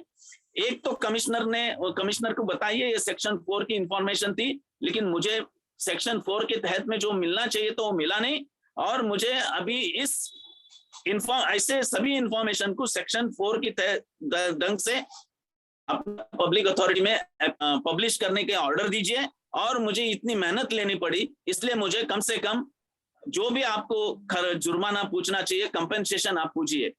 हमने ऐसे किया है, और मेरे हिसाब में शैलेश गांधी ने भी ऐसे कोशिश की थी कि ये सेक्शन 4 का इंफॉर्मेशन है, अगर आप नहीं देते हैं तो हम हर एक आरटीआई एप्लीकेशन को बोलेंगे कि आप 1000 रुपए का कंपेंसेशन पूछिए।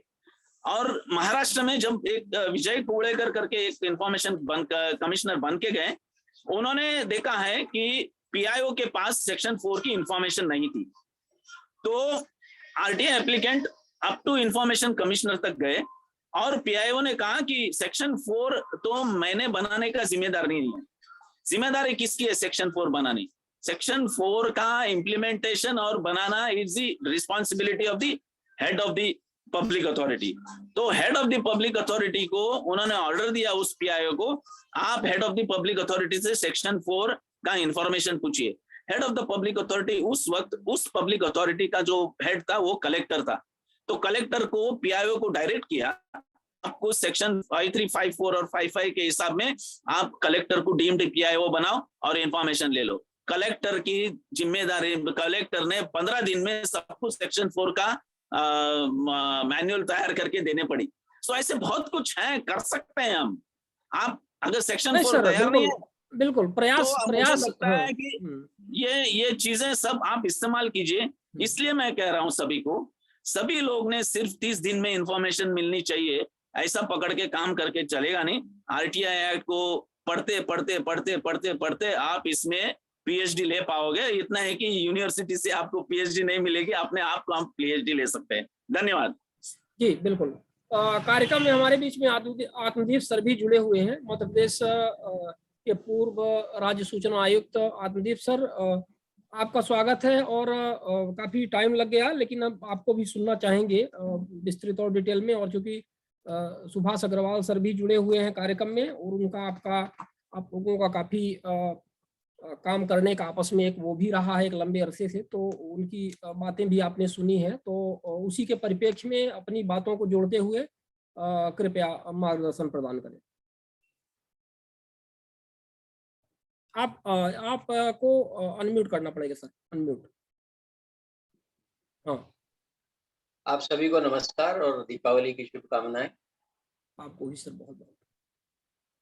माननीय सुभाष जी अग्रवाल अपने आप में एक आरटीए के बारे में पूरा ग्रंथ है, जिनके पास इसके सकारात्मक नकारात्मक तमाम पहलुओं के बारे में अनुभव सिद्ध ज्ञान है, जिसकी कुछ मुख्य चीजें उन्होंने हम सबके सामने रखी। मैं उन्हीं की बात को आगे बढ़ाते हुए कहना चाहूंगा कि आरटीआई हमको सबको ये समझना चाहिए कि सूचना का अधिकार केवल जानकारी मांगने का अधिकार ही नहीं है,